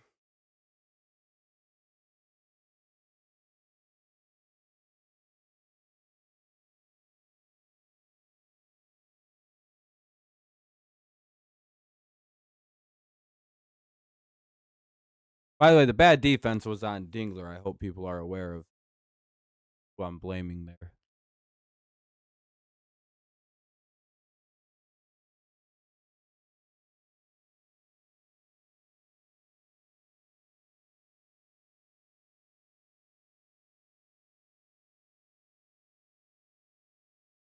He's still pitching. He's ahead 0-2. He's only given up 2 runs. Oh, after this half inning. Yeah, this will be his last half inning. Yeah. Still good 6. Still quality start. Good start. Just sucks that the defense kind of fucked him on that throw down to first. Otherwise, it'd be 1-1.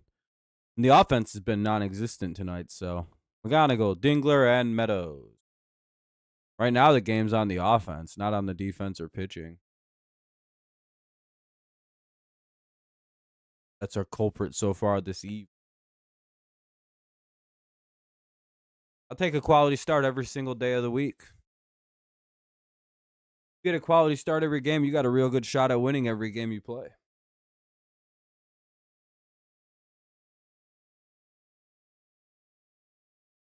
Only reason you lose a quality start is because you blew it or you didn't score any runs yourself. That's the Tigers right now. They just haven't really scored any runs themselves. We'll see, though. McGonigle, Dingler, and Meadows. Dingler going to get his get back.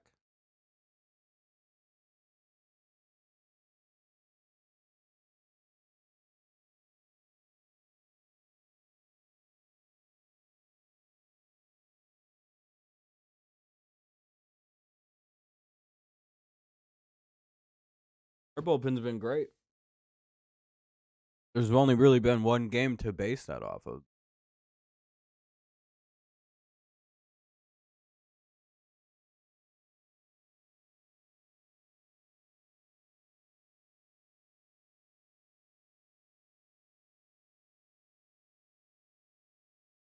Bum, bum, bum, bum. McGonigle, Dingler, and Meadows. Tigers down 2-1 here in the top half of the 7th. It's the top of the 7th. Padres lead 2-1. Tigers up to bat, though. McGonigle, Dingler, and Meadows.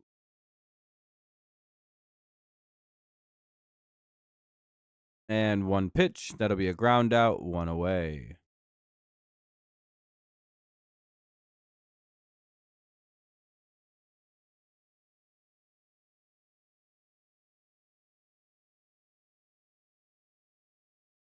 One out. Top 7. Here's Dingler.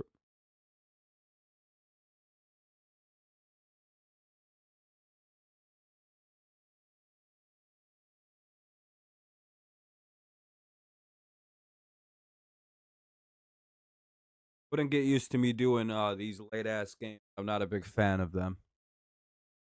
The only way I do them is if it's early in the season and I am not checked out and jaded enough to just be like, yeah, I'm not doing the West Coast games that are late. Sorry.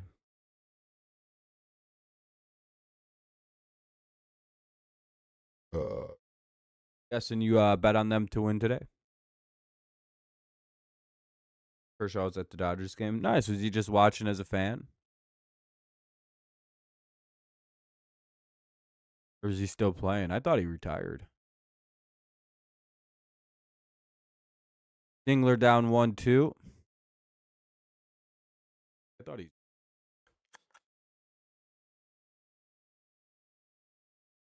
Damn, I hope it ends up happening again. Dingler strikes out, 2 away. Well, that sucks. Here's up now. Parker Meadows. Oh, Matt Vierling. Hey, Matty V will come in, even though they're gonna do a double switch now and bring in a new pitcher. I'd hate that.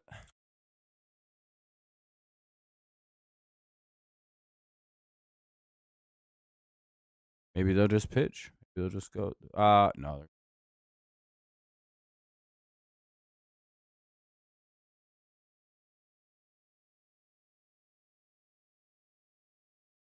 By the way, I'd stop watching the game right here. This is where I would turn it off and stop watching it. If I was watching privately. Oh, never mind. They're just doing a conference. All right, they're not actually doing the change here. I retract my statement.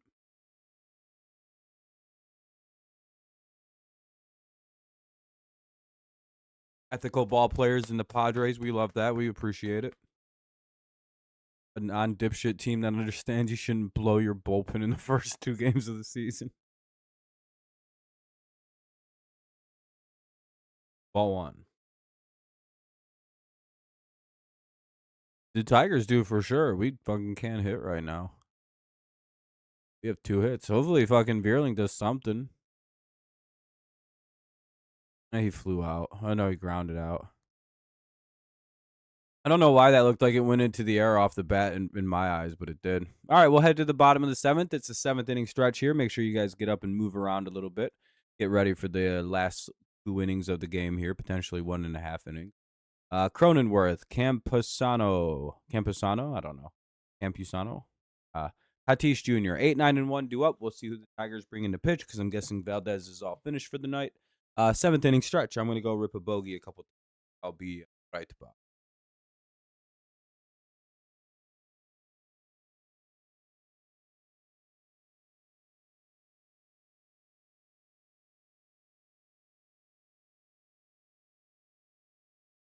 All right, I'll be back in a second. Of my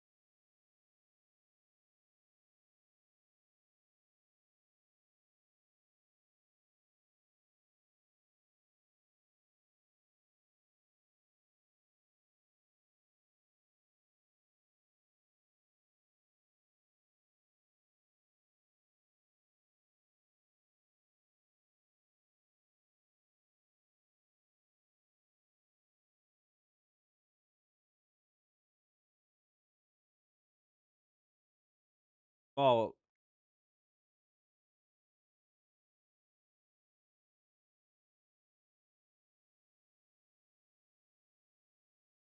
Ball one. To Campus. Hopefully a double play.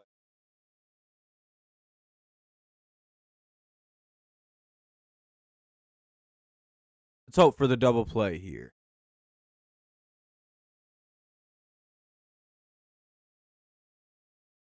Strike one.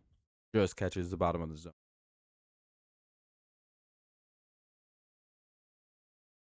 1-1 here on the 9-hitter Campusano.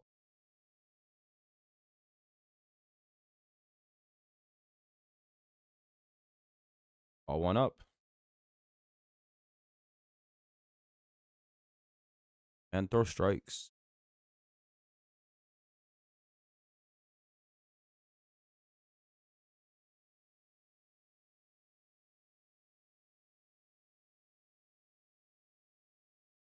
I don't know why we wouldn't follow up with a righty.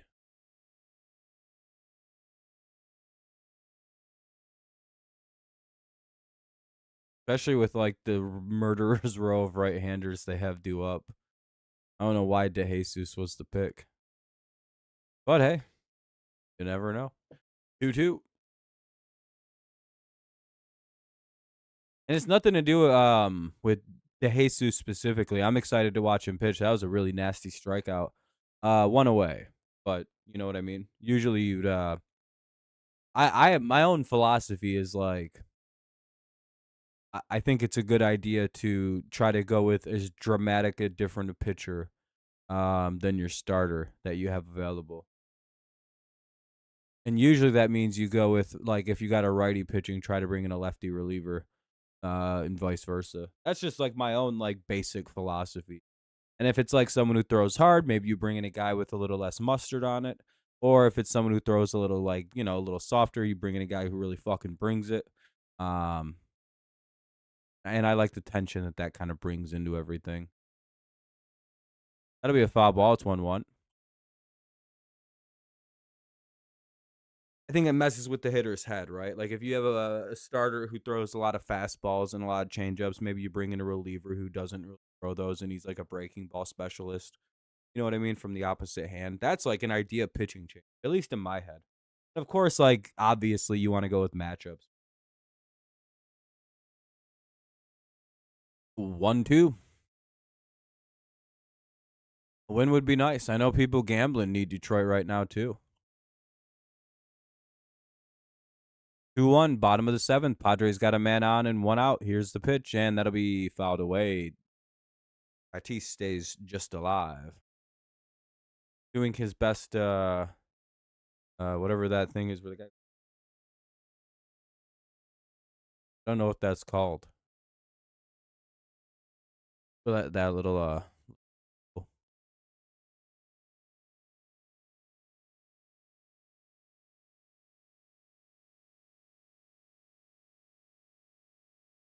challenge it. Dingler challenged it. Hell yeah, that should be a strike 3. That was a filthy pitch. Yes, sir. Switch that to, yeah, they just rung his ass up. That's a strikeout. Hell yeah, that's a strikeout. What a nasty pitch that was. Oh, what a disgusting little pitch. Whew.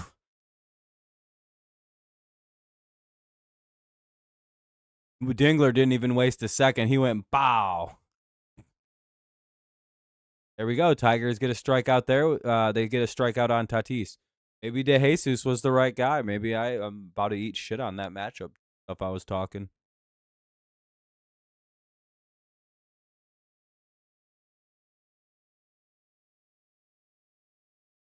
You know the worst part is hitters can't even get pissed about the call anymore.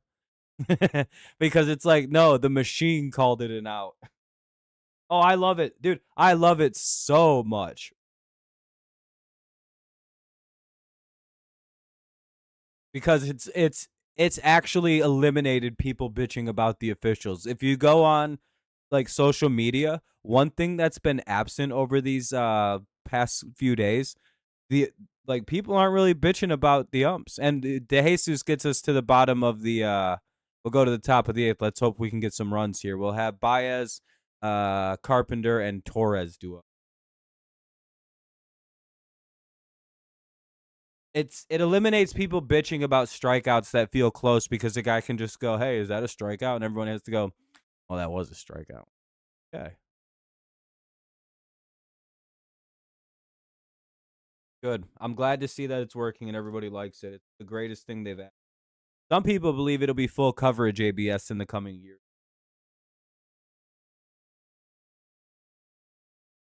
I'm all for it, but I actually really enjoy home plate umpiring. And I'll give credit to the home plate umpires. Every scorecard I see, like they're doing pretty good. Like the numbers are way up. It seems like people are bitching a lot less. I do think that there's some grace being given to the officials because they're not crying and bitching about the rule change about the ABS.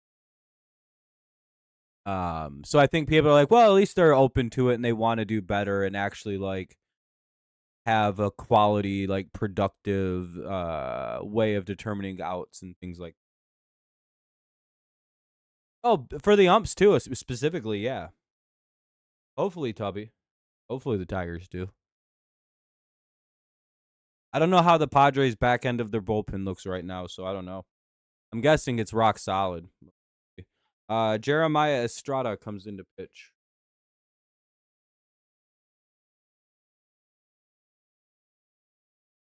2-1. Padres up.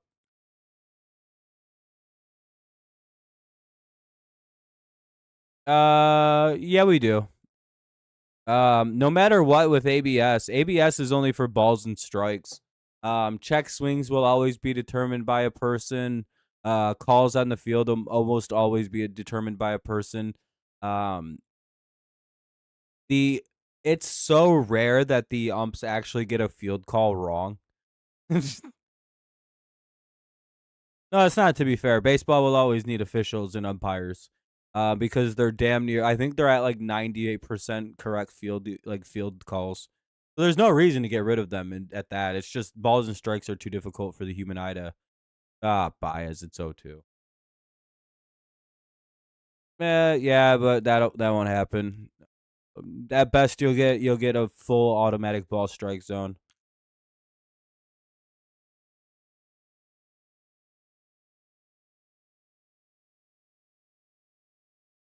If you push too hard on fully automating it, the officials are gonna do what they did in football and kind of fight back and fuck everything up.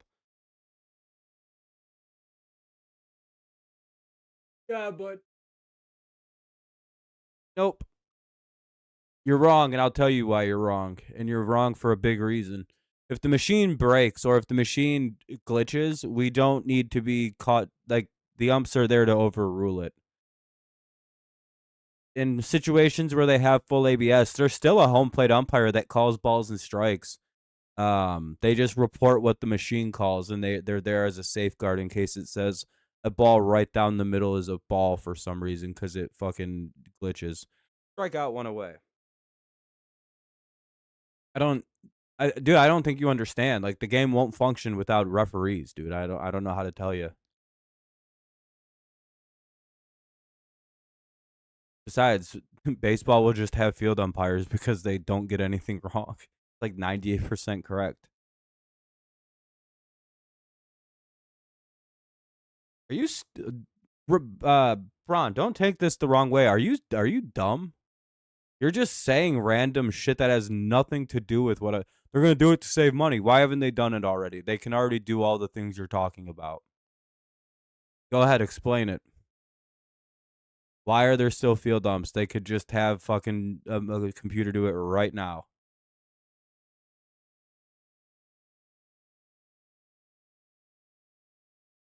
They can do it. They could have did that 10 years ago with instant replay.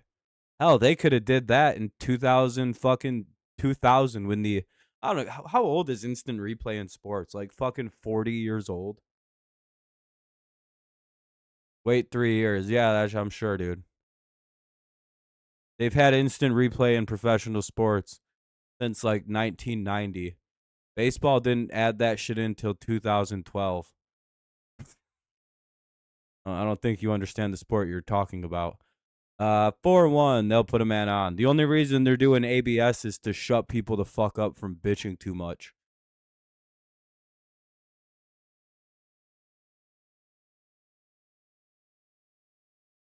By the way, and that's literally the only reason ABS exists. It has nothing to do with like they want better. No, they view the umpiring as just fine because they're still hitting 94% accuracy behind home plate. They're like, this isn't really a problem, but everybody's crying. So they do ABS now. That's why they added that in. It's so people stop crying. Should be a good guy. He had a really good start. He's one of the better pitchers over the last decade, or ever since he's been called up. He's been one of the best pitchers in baseball. So, that ran way inside.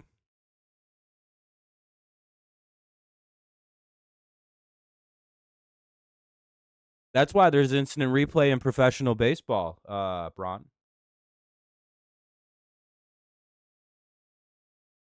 I appreciate you, man. It's been a fun. It's been a fun series. 98 in football, about 30. Thank you, Loner. Yeah, I figured it. I knew it was like right in the 90s sometime. I just didn't know exactly.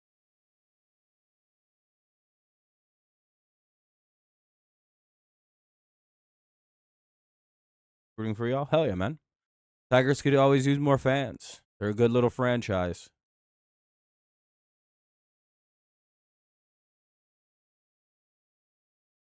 Actually, baseball didn't have replay in 2008. The Armando Galarraga perfect game situation was the literal reason they created or introduced replay into professional baseball. Because if that play would have been reviewable, he would have been ruled out, and baseball went.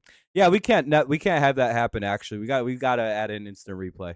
They had fought it, and then that happened. They went. We have no good argument about why we should not have this as a rule in our sport. 3-2. Here's the pitch to Torres. Runner at first, one away. Foul ball. Hopefully the Tigers win this.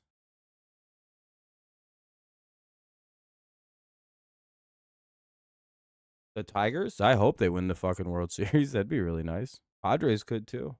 They can stay healthy. They have good shots. Either team, really. Problem is the Dodgers in the National League, and for the Tigers, I think the American League is pretty wide open, actually. Kind of depends on what Seattle looks like long term and Toronto long term. Then you also got to watch out for New York. They could be Boston, rather. They have a pretty solid young little team. McGonigle, a little bit back down to earth. He's 0 for 2 with a walk. Yeah, baseball does weirdly good on the channel, Gibbs. Don't know why. There's a little mound visit going on with back-to-back walks. Don't know if they're bringing in a new pitcher.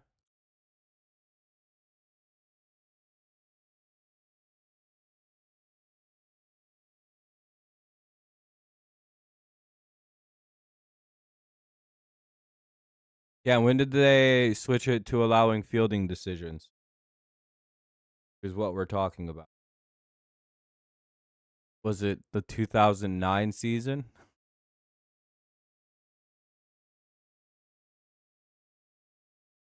Colt Keith. Ah, man, he needs.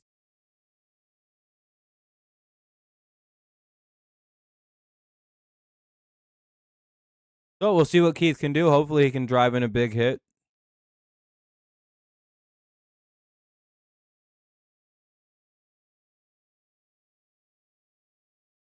So I'm glad you proved yourself wrong. You're like, they had instant replay in the sport. I was like, no, they didn't. Not for fielding. Fucking wasn't how they used it.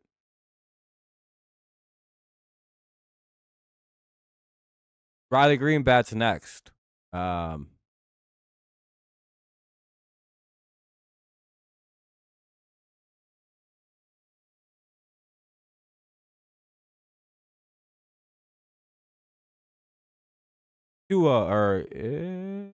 Was that ball 2 or ball 1? Ball 2. I was probably wrong about when they added it, but yeah, they didn't add it for a while. Is my main point, Ron. So you thinking they're going to add full robotic umpires in the next 3 years is pretty crazy. Not really. They're very good. Baseball has very good umpires. 2-1. Just because you lose money gambling doesn't mean the officials suck. And if they're so bad, I don't know. I don't know. I think it's impossible to call strikes and balls accurately anymore. Guys throw too hard and the ball moves too much.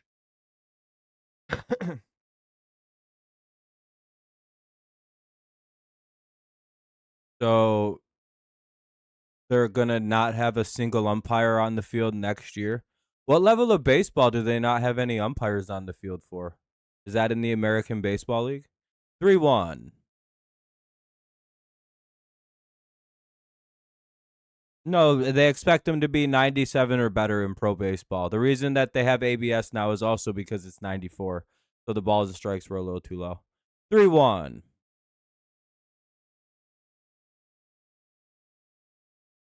Recap? I don't what? I don't gamble. I don't know what any of that means. The score is 2-1 Padres.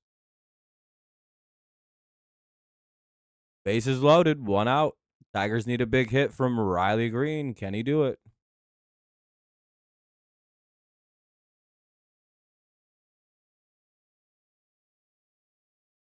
Oh, this professional fucking. This guy better make up for these double plays he's hit into tonight.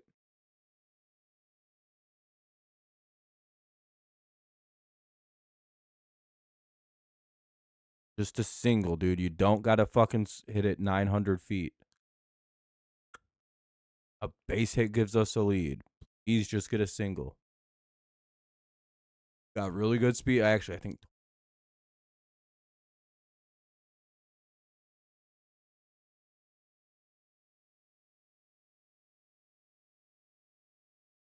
Uh, hell yeah, that's a slow roller. I don't think there's a play. There we fucking go. We gotta run. It's 2-2. Cause yeah, that. What's up, Dean? How's it going, man? Nice to see you. Tigers get a run. They tie it up. It's 2-2. Top 8.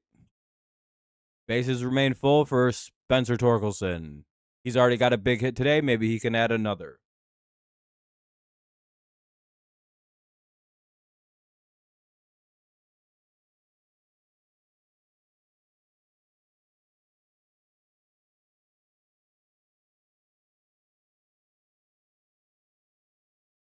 McGonigle's up next as long as Torque doesn't hit in the 2.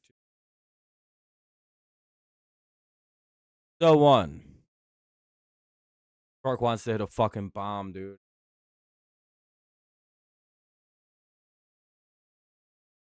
Yeah, that's a big swing. 0-2. Only one out.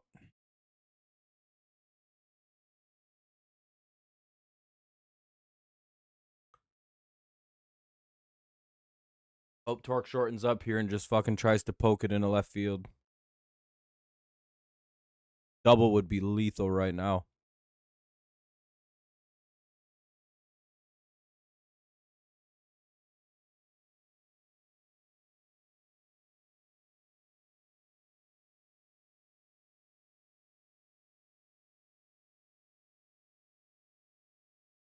One, two.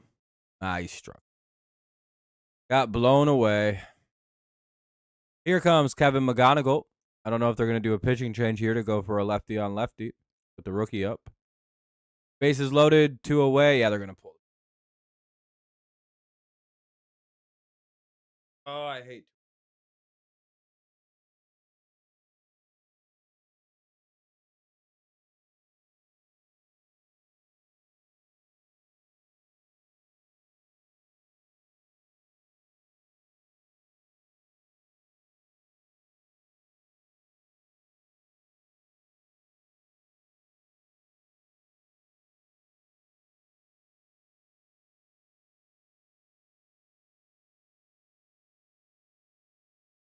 Ron, you're a fucking retard, dude.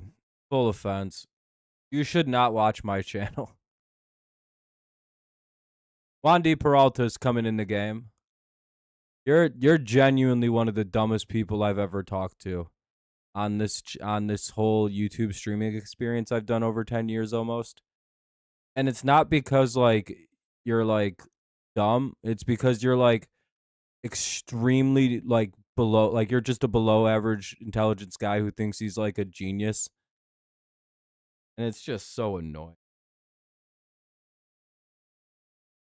Yeah, you're genuinely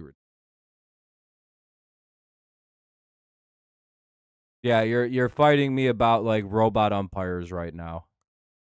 You're like genuinely getting pissed the fact that I don't think robot umpires are gonna be in the MLB. Like we won't have human umpires next year.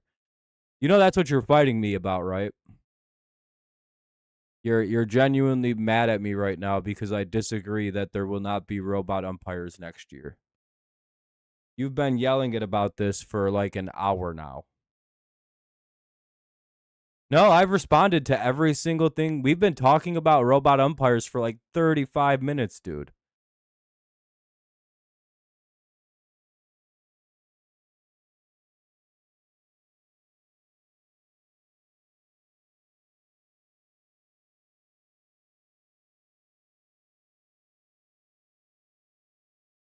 Oh, they're still gonna let him hit. Hopefully McGonigle get a big hit.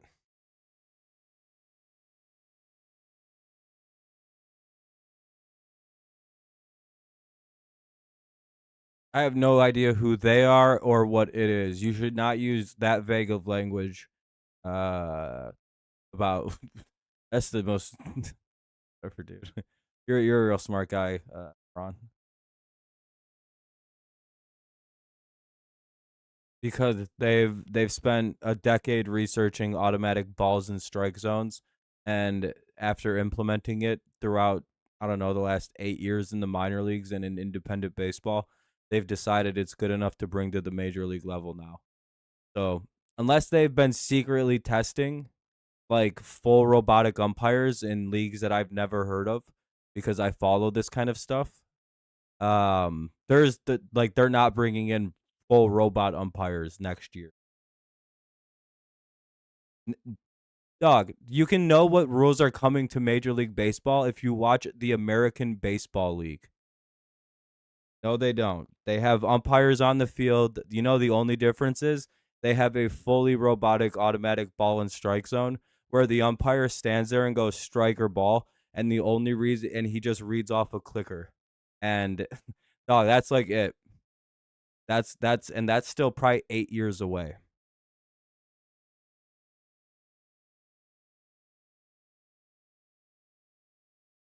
Have a good night, Dean. Nice seeing you, man.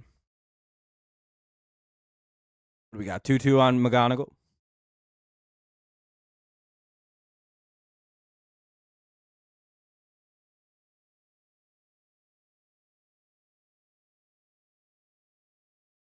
Ron, explain to me, that'll be a foul ball. Explain to me the process by which Major League Baseball implements rule changes, and I will believe you understand what you're talking about. Go through the painstaking process for me. Go ahead.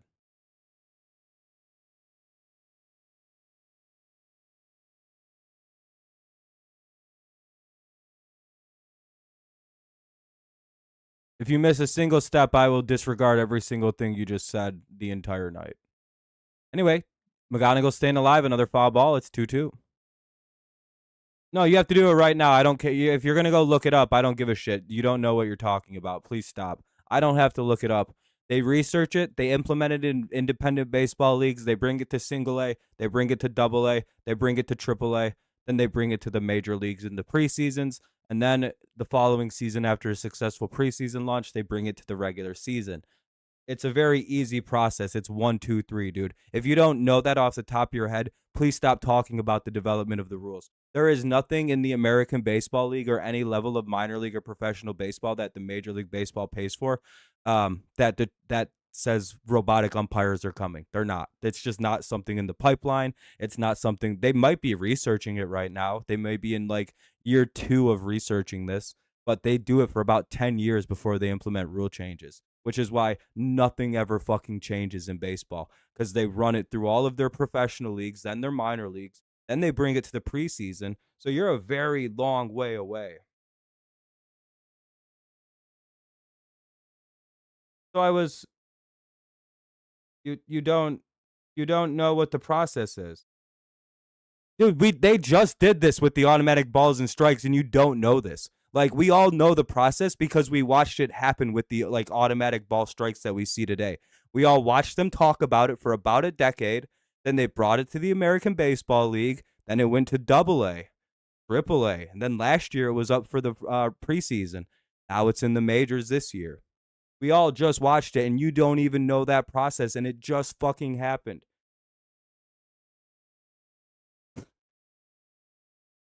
You don't even know what I asked you to do. You named a committee for some reason. I never asked about a committee. I asked the process by which they changed the rules. And McGonigle has another foul ball. He's up here fucking not wanting to die. What is that, number 10? That was number 8. We're about to see pitch number 9.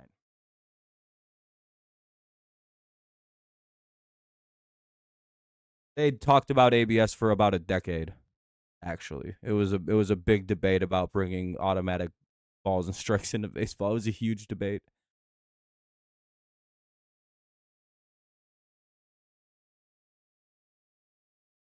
Ball 3. I like the Tigers. Be done.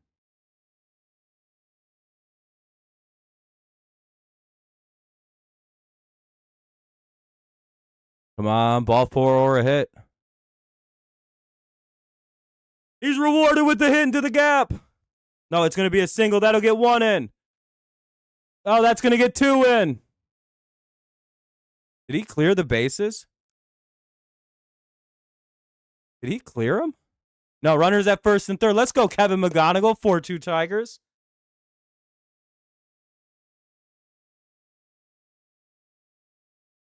Ron, how old are you?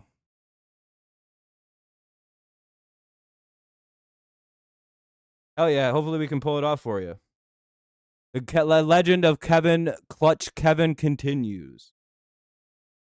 What a big moment for the kid. Drives in, too. No, I'm probably just about a lot. I'm a lot older than you think, bud. I'm a lot older than you think, little guy. Here's Dylan Dingler.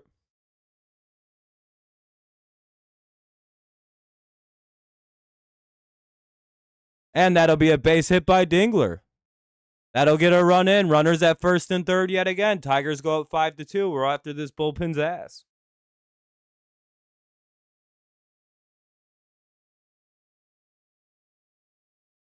I'm in my 30s. I'm going to be 34 this year. No, I'll be 33 this year. I always forget. 93. You need to know. Yeah, I'll be 33 this year. I don't know how old you are, but I bet you I'm a little older. And if you're not, and I know more than you about this, then that just confirms to me that you're a very dumb man. Doesn't. Hey, what's up, Elian? Almost Arizona. I don't care if people know how old I am. Kevin McGonigle, as a Padres fan, fuck this garbage. I'm sorry, Jay. I like the Padres, so this is. I don't have any beef with the San Diego. I actually fuck with the Padres very heavily. They're my second favorite team. This is always a fun series when we get to play San Diego. I don't like streaming these games, mostly because I always feel conflicted about who wins. Show your. Hell yeah, Gibbs. Get it. Why do I have a Patriots jersey in the back? Oh, why do I have a Lions? Because I believe the year that I got that, I predicted Amon-Ra as a breakout player, and he was one of the best receivers in the league. Whenever I make really good predictions, I tend to get jerseys of players I predict things. And I also predicted the day the Lions drafted him that he would be a breakout, like one of the best receivers from the class. When I do predict things correctly, I like to get my reward for myself.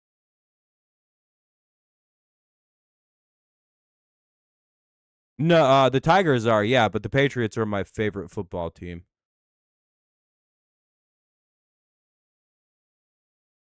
And I'm just a big fan of Amon-Ra St. Brown. I probably would have got his jersey for whatever team he played for. White Sox are my second favorite team. Ooh.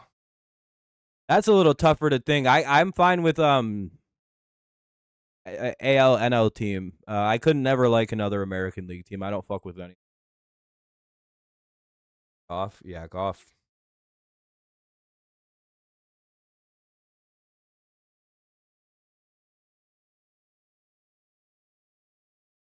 I don't think Goff's bad. It's just like it sucks to have a pocket quarterback right now.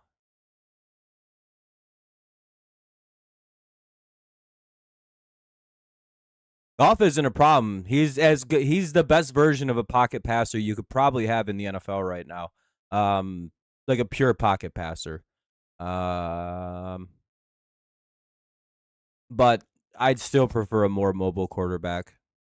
If the Lions had a mobile quarterback, they wouldn't have an offensive line issue. And that's the only problem.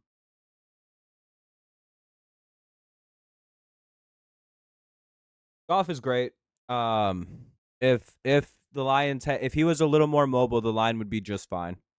But again, it's like you really can't improve on getting like Lions quarterback problem. Lions don't have a quarterback problem. Machado, Merrill, and Andahar.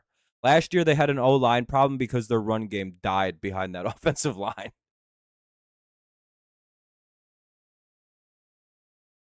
Favorite quarterback right now in football is probably healthy Joe Burrow. He's very good. But overall, I'd probably go Lamar. I'm a big Lamar Jackson fan. I like him probably number one since Brady retired. Drake May's looking pretty good though. He keeps it up. Anyway, Tigers put up a 4 spot there to go up 5-2 here in the bottom of the 8th. Let's see if we can hold on.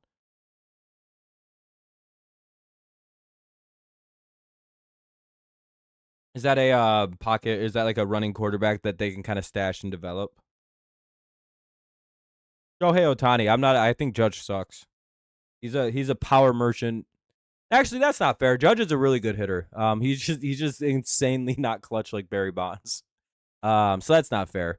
But Judge is a really really great all time great hitter. Kyle Finnegan time. Let's fucking go, boys.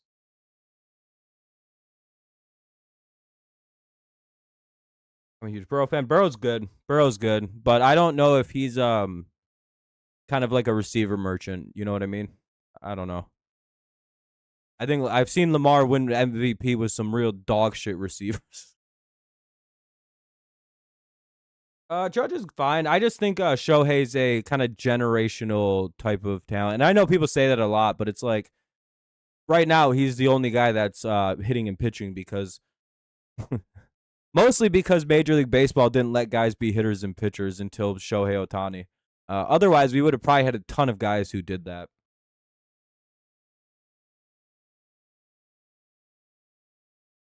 Guys, just don't respond to Braun. He's just saying shit to get you fired up.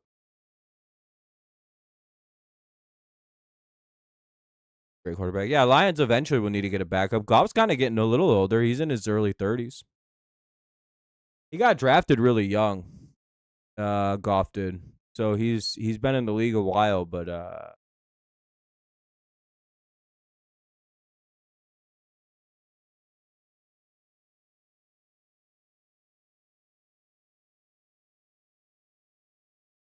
well, one.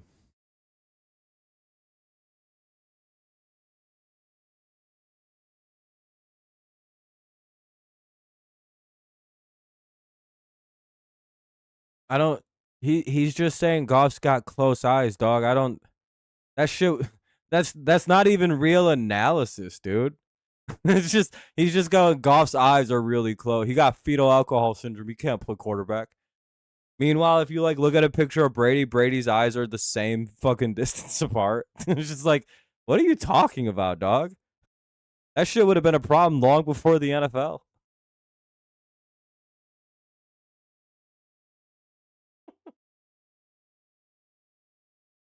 I don't know because people are dumb.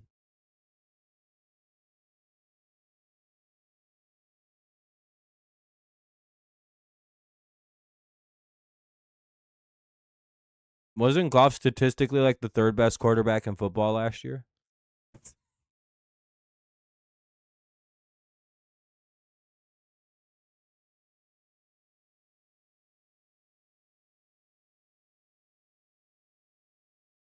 Wasn't the Lions offense like the number 2 offense? Maybe number 1 offense in football last year? Second best? I was going to say he was the second best in 2025. I mean, yeah, he was. Braun, he statistically was. I'm about to ban you if you just keep saying no like a fucking retard. Look at this retard. No, he wasn't. It's like, yeah, he actually literally was. So, what do you?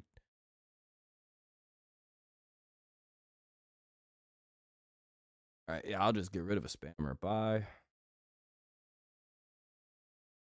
Later. That's what'll happen to you, Bones. Braun. Why do you just keep saying no to the fact that like Goff literally was like, what did he throw for like 4,300 yards, like 45 touchdowns and 10 picks? Like he had like a near MVP level season. You're like, no, he was bad, dude.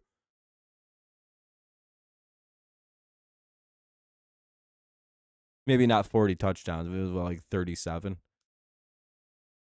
Oh, he had 44. Yeah, real bad season by Jared Goff. Terrible. If my quarterback ever threw only threw 44 touchdowns, I'd want him cut from the team. 1-2.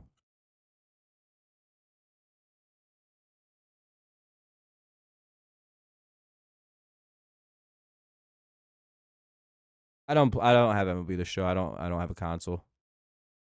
Not gonna spend $300 on a game console. A lot of the problem was the fact that they had no running game because the line was dog shit.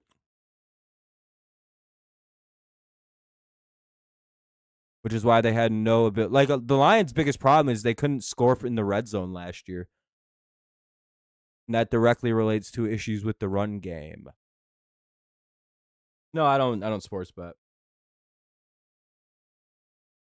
2-2. Still nobody out. Runner at third or runner at first.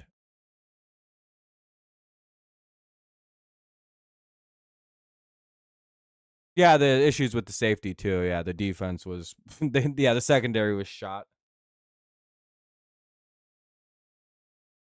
That's also a big problem. You can't really overcome a secondary. You can overcome defensive line woes, but you can't overcome secondary woes. There were too many times I'd see a Lions game going on. It'd be like the Lions would like do 3 big plays and be at like the 15, and then all of a sudden I'd see next and the other team would have the ball at like the 2-yard line. I'm like, what the fuck just happened? Well, they if they couldn't score from the 10. Like, what the fuck happened? They can't run. And it's like, yeah, inside the 10, you should be able to run with the 2 running backs there. 1 away. They got to pop out of Merrill. Strike 1 to Andujar.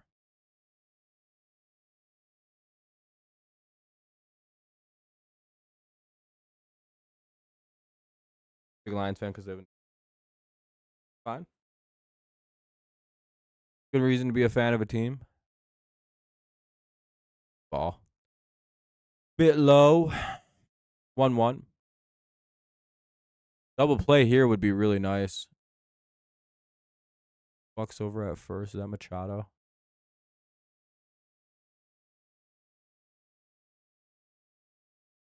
I try to do as many as I can. I won't be able to do the one tomorrow because I've got plans.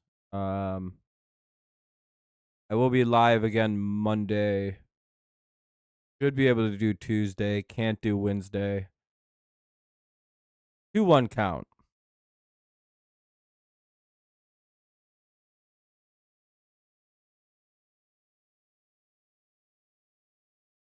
No one's blocked you, dude. I ban people from the channel. I don't block people. 1, don't know how that works. 2, it's just way easier just to ban someone.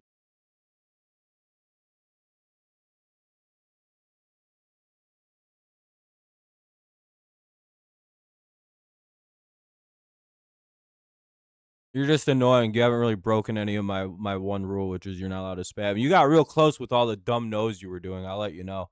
You do that shit again, I'll ban you. Don't spam my chat.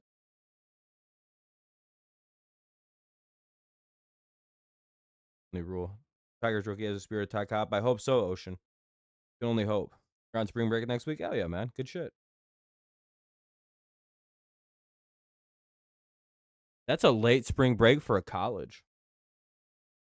I think at some point he'll get called up. I don't know when, though. It kind of depends on Meadows, I think.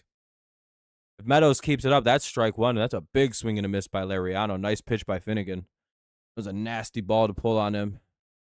What was that first pitch that he threw? The fastball up. Gassed his ass right on. Good fucking pitch by Kyle.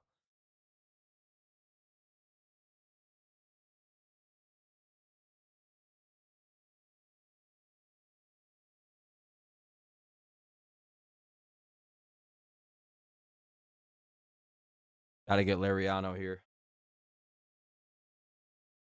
Got popped, so we gotta be careful. I think he homered yesterday, right? Yeah, if we can get some good clutch hitting, like we get on base late in games, we just don't really got a guy who picks the hits up. And if McGonigle can be the guy, him and Tort can be the guys who pick the hits up and Dingler, we're in for a really good year. We may have finally found a guy who can hit with the fucking runners in scoring position. Yeah, I'm in the early middle college program. Yeah, I'm not. I know you're in college. I'm just saying, like, that's a really late spring break for college. I'm not saying anything about like that. I already knew that, but I'm just saying, like, I went on spring break in the beginning of March. Baez, Carpenter, Torres.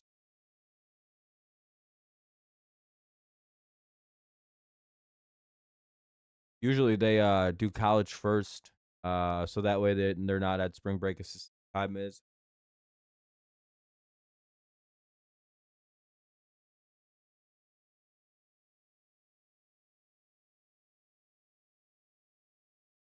Which is why you don't normally see a bunch of like high school and college people mixing it up on spring break, and they do that for that reason. Laughed out loud that and the fact that yeah, Canely's I think Marlin? No. Matt? No. Red Sox, I think. He went to like a decent team. I keep thinking it's the Mets or the Yankees, but I'm like they didn't take his ass back in New York. Guessing, I think it's a Red Sox. Tigers have very good pitching and their offense is like Tigers are a real problem in this exact situation. If they get a lead on a team, they're damn near impossible to come back on. Just based off the back end of their bullpen. Because next inning you could either get Canley Jensen or you get Will Vest. Yeah, Montgomery got traded to Houston. Yeah, that was very obvious by the way that last season ended. Canley's Red Sox, yeah. Well, Padres aren't bad. Tigers are just very good with starting pitching this year. And the back end of their bullpen is absolutely fucking stacked with Finnegan, Jansen, and Vest.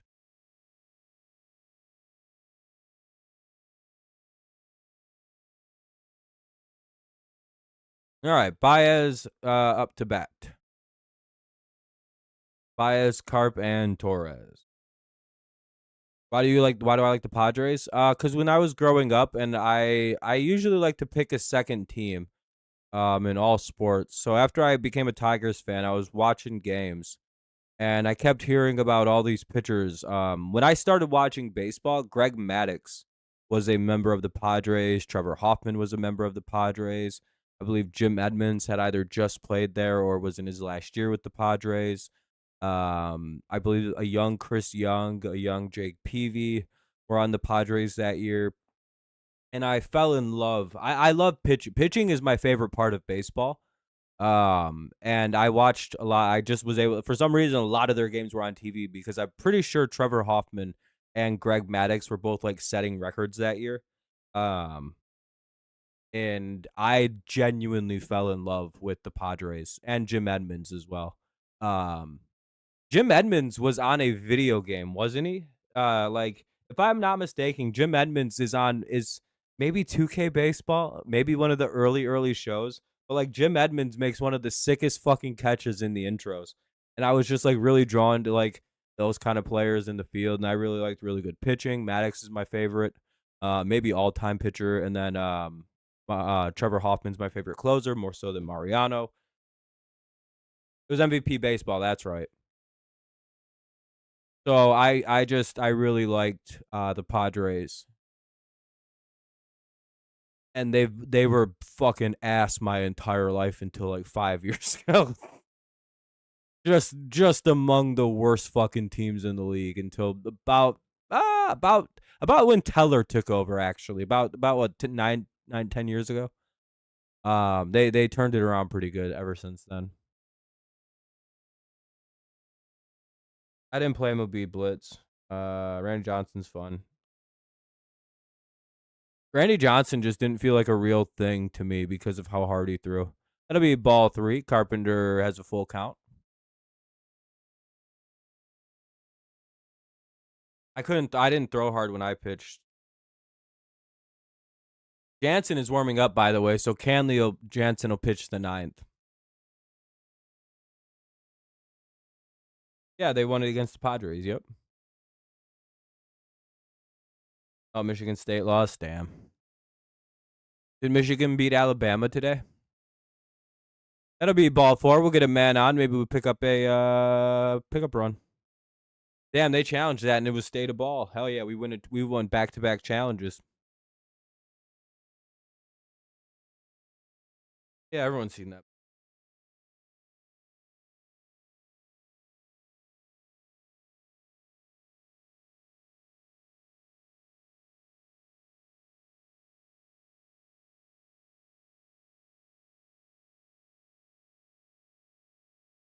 You know who I feel bad for? And did he go? No. Ball 1. You know who I'll never not feel bad for is Trevor Hoffman, because he happened to pitch at the single worst fucking time to be one of the greatest closers of all time, because fucking he the exact same, like almost the exact career length as Mariano Rivera, which that's so disappointing. Oh yeah, I mean they have 1/2 inning. Tigers got runners at first and second now. They're up 5-2. Very possible. Hopefully they don't.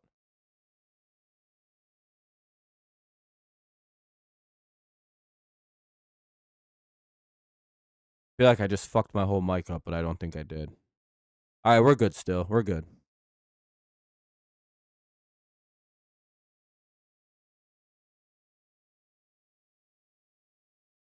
Gotta refresh this. That'll be a fly out. Heath flies out, 1 away. Or 2 away, rather.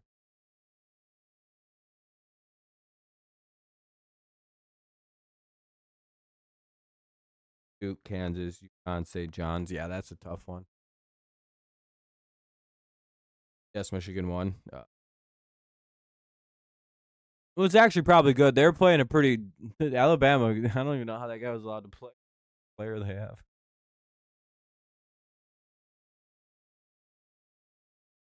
It is what it is, I suppose.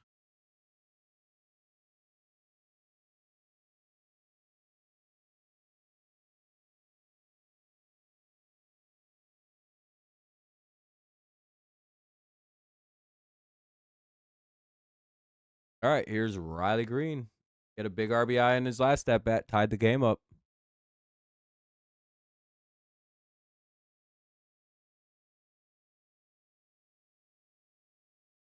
Well, he's just pinch hitting today. So if you remember last year, after like he hit like 900 like in his OPS for a large chunk of last year, he just started off fucking awful. But for like the entire second half of the year, he got his OPS up to like 750 when it was like 490 for the like first 3 months of the season. I feel like he's a pretty solid little hitter. I feel like though the issue with Colt, you look at him and you think he should be hitting bombs because he's gigantic, but I think he's just not a power hitter. And I've learned to accept that the best we're going to get out of him is doubles and singles.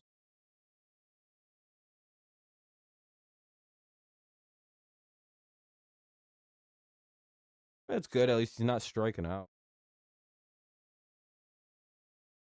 Dodgers are tied. Oh no, Dodgers fans are like, "Come on, Tigers, don't blow this." How's the Guardians doing? Did they win? Oh no, that did not go there. Is that why we haven't seen any Guardians fans come in all night? There's usually a large contingent that come in and talk shit when their team wins.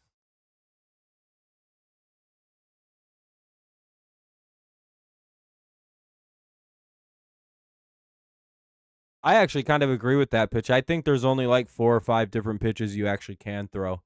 You have some variant of a fastball, a variant of a changeup, variant of a breaking ball, whether that be slider or curveball. I just do, and I don't actually know what the other pitches are. I guess you could say knuckleball. Everything else is a variation of a fastball, changeup, or a fucking slider or a curveball. You really only throw 4 pitches, but you could throw a wild variation. There's like probably 9 different cuts on a fastball you could throw. 2 different curves at least. Maybe, I mean, if you include like the slurve, that's 3. Um, there's a couple different slider variants. Changeups have at least 3. You know what I mean? So if you throw all of those, you suddenly have like a 30 pitch arsenal. Um,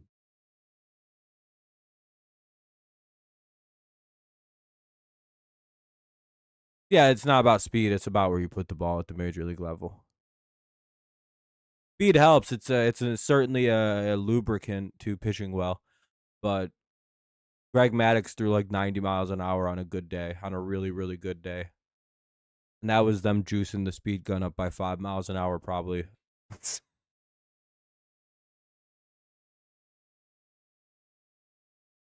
Speed's great, but again, it's not like the end all be all.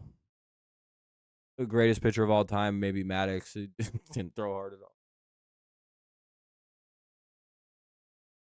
Maybe if you were you a speed guy? If you're just a speed guy, it's probably why you didn't go pro. They have a million of them. There's one team I hate is the Guardians. Guardians are the luckiest team in baseball. Dietz is the hitter, by the way. He's pinch hitting. He's down 0-2. It's so cool. We have 3 closers, dude. We've got Finnegan, we've got Vest, and now we've got Kenley Jansen. So glad we have him. Sorry, I misread. The giant thing in the way that blocks off half the writing.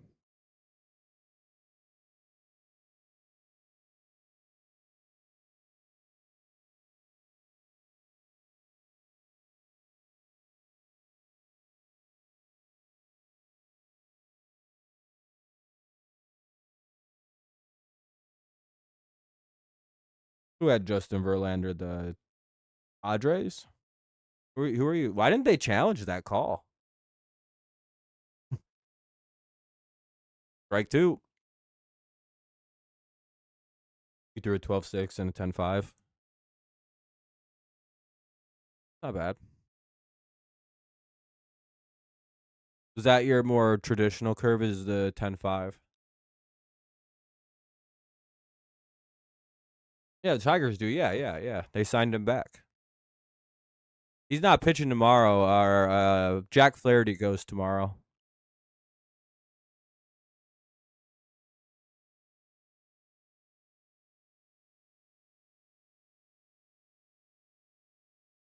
It's 0-2. Yep, then Justin Verlander. He'll be pitching game 1 against the Diamondbacks. And that'll be a strikeout. They'll bring in Nick Castellanos to bat for Campusano. 2 down. Nice couple quick so far inning for Mr. Kenley Jansen. Just some filth so far.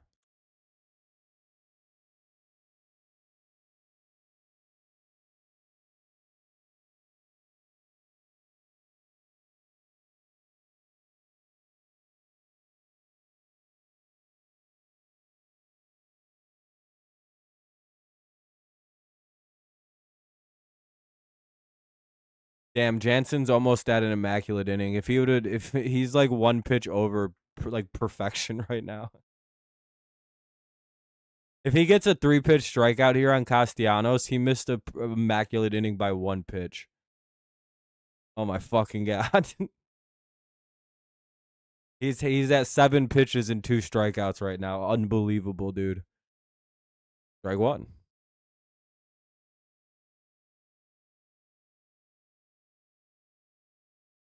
Sorry to hear, man. Hopefully you have some kids and you can help them try to go pro. Oh god, dude, strike 2. There's no way he's gonna immaculate. I almost want him to just throw a ball just so it doesn't fucking hard.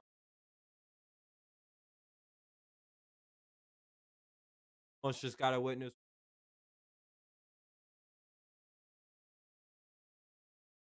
throw a ball so we can right on the. If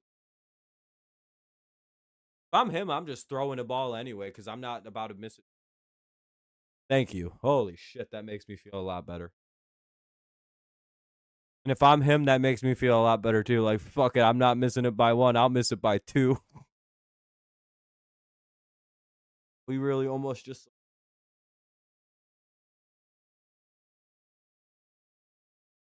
And there we go. Tigers pick up their first save of the year. Kenley Jansen, his first save as a Tiger.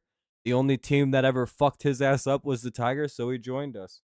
Strike out the side and 2 pitches short of a perfect, of an immaculate inning. That's unbelievable. Jansen goes 11 of 10 on strikes. 9 is the immaculate inning. Have a good night, everybody.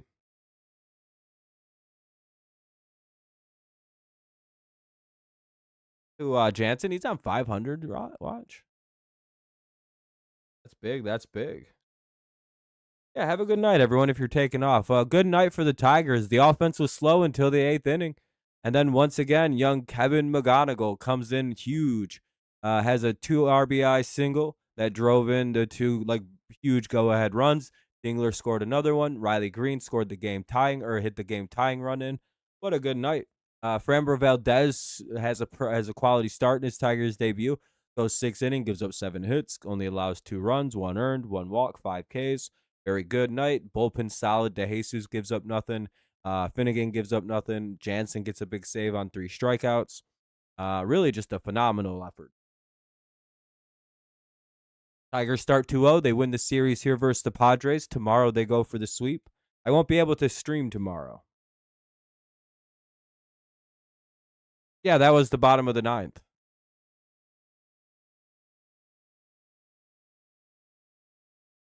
Jack, it's even more enraging that like there was like 1 foul ball before that. That was the prevention of the actual like immaculate inning. That's the maddening part. He threw 1 ball on purpose because if he didn't, I think he was about to lose his mind because he missed an immaculate inning by 1 pitch. That was almost that was almost as good a pitching performance you'll ever see out of somebody. What you just saw, and it's like, damn, he missed it by 1 pitch, and then he probably threw a ball out of anger on the. Yeah, but great win. Yeah, they're on the road. That was the bottom of the 9th. That was a close spot. All right, everybody, I'm gonna wrap this up here. It's late. It's 12:30. I want to get out of here. It's almost a 3-hour game, so y'all have a great night. As always, thank you so much for hanging out. Thanks for watching the game with me. I appreciate you. Again, I'll miss tomorrow, but I will be back live again on Monday. So I'll see you. For I think that's how. Yeah, be done. They ended up winning. Everyone who's gambling is probably super happy right now. They're probably stoked on Detroit. Yeah. So the Tigers will take that. We're off tomorrow. Or we'll play this evening or 8 o'clock. I'm busy tomorrow. And then I'll be live for the Diamondbacks series. All right. I'll see y'all on Monday. Thank you so much for a great weekend. Thank you so much for a great first 2 games of the regular season. I can't believe baseball is back. We're 2-0. Let's see how far we can take it. Thank you all so much for watching. Have a great rest of your night. I'd go get some sleep now if I were you. Take it easy. As always, it's go Lions. Go Patriots. Of course, it's always go Tigers. Hell yeah, H-Blink. Detroit versus everybody. Hell yeah, Detroit. Hopefully we can keep on winning. No Trump dancing. Won't curse our season. What a comeback win from the boys tonight. Have a good night, everybody. Peace out. Go Tigers.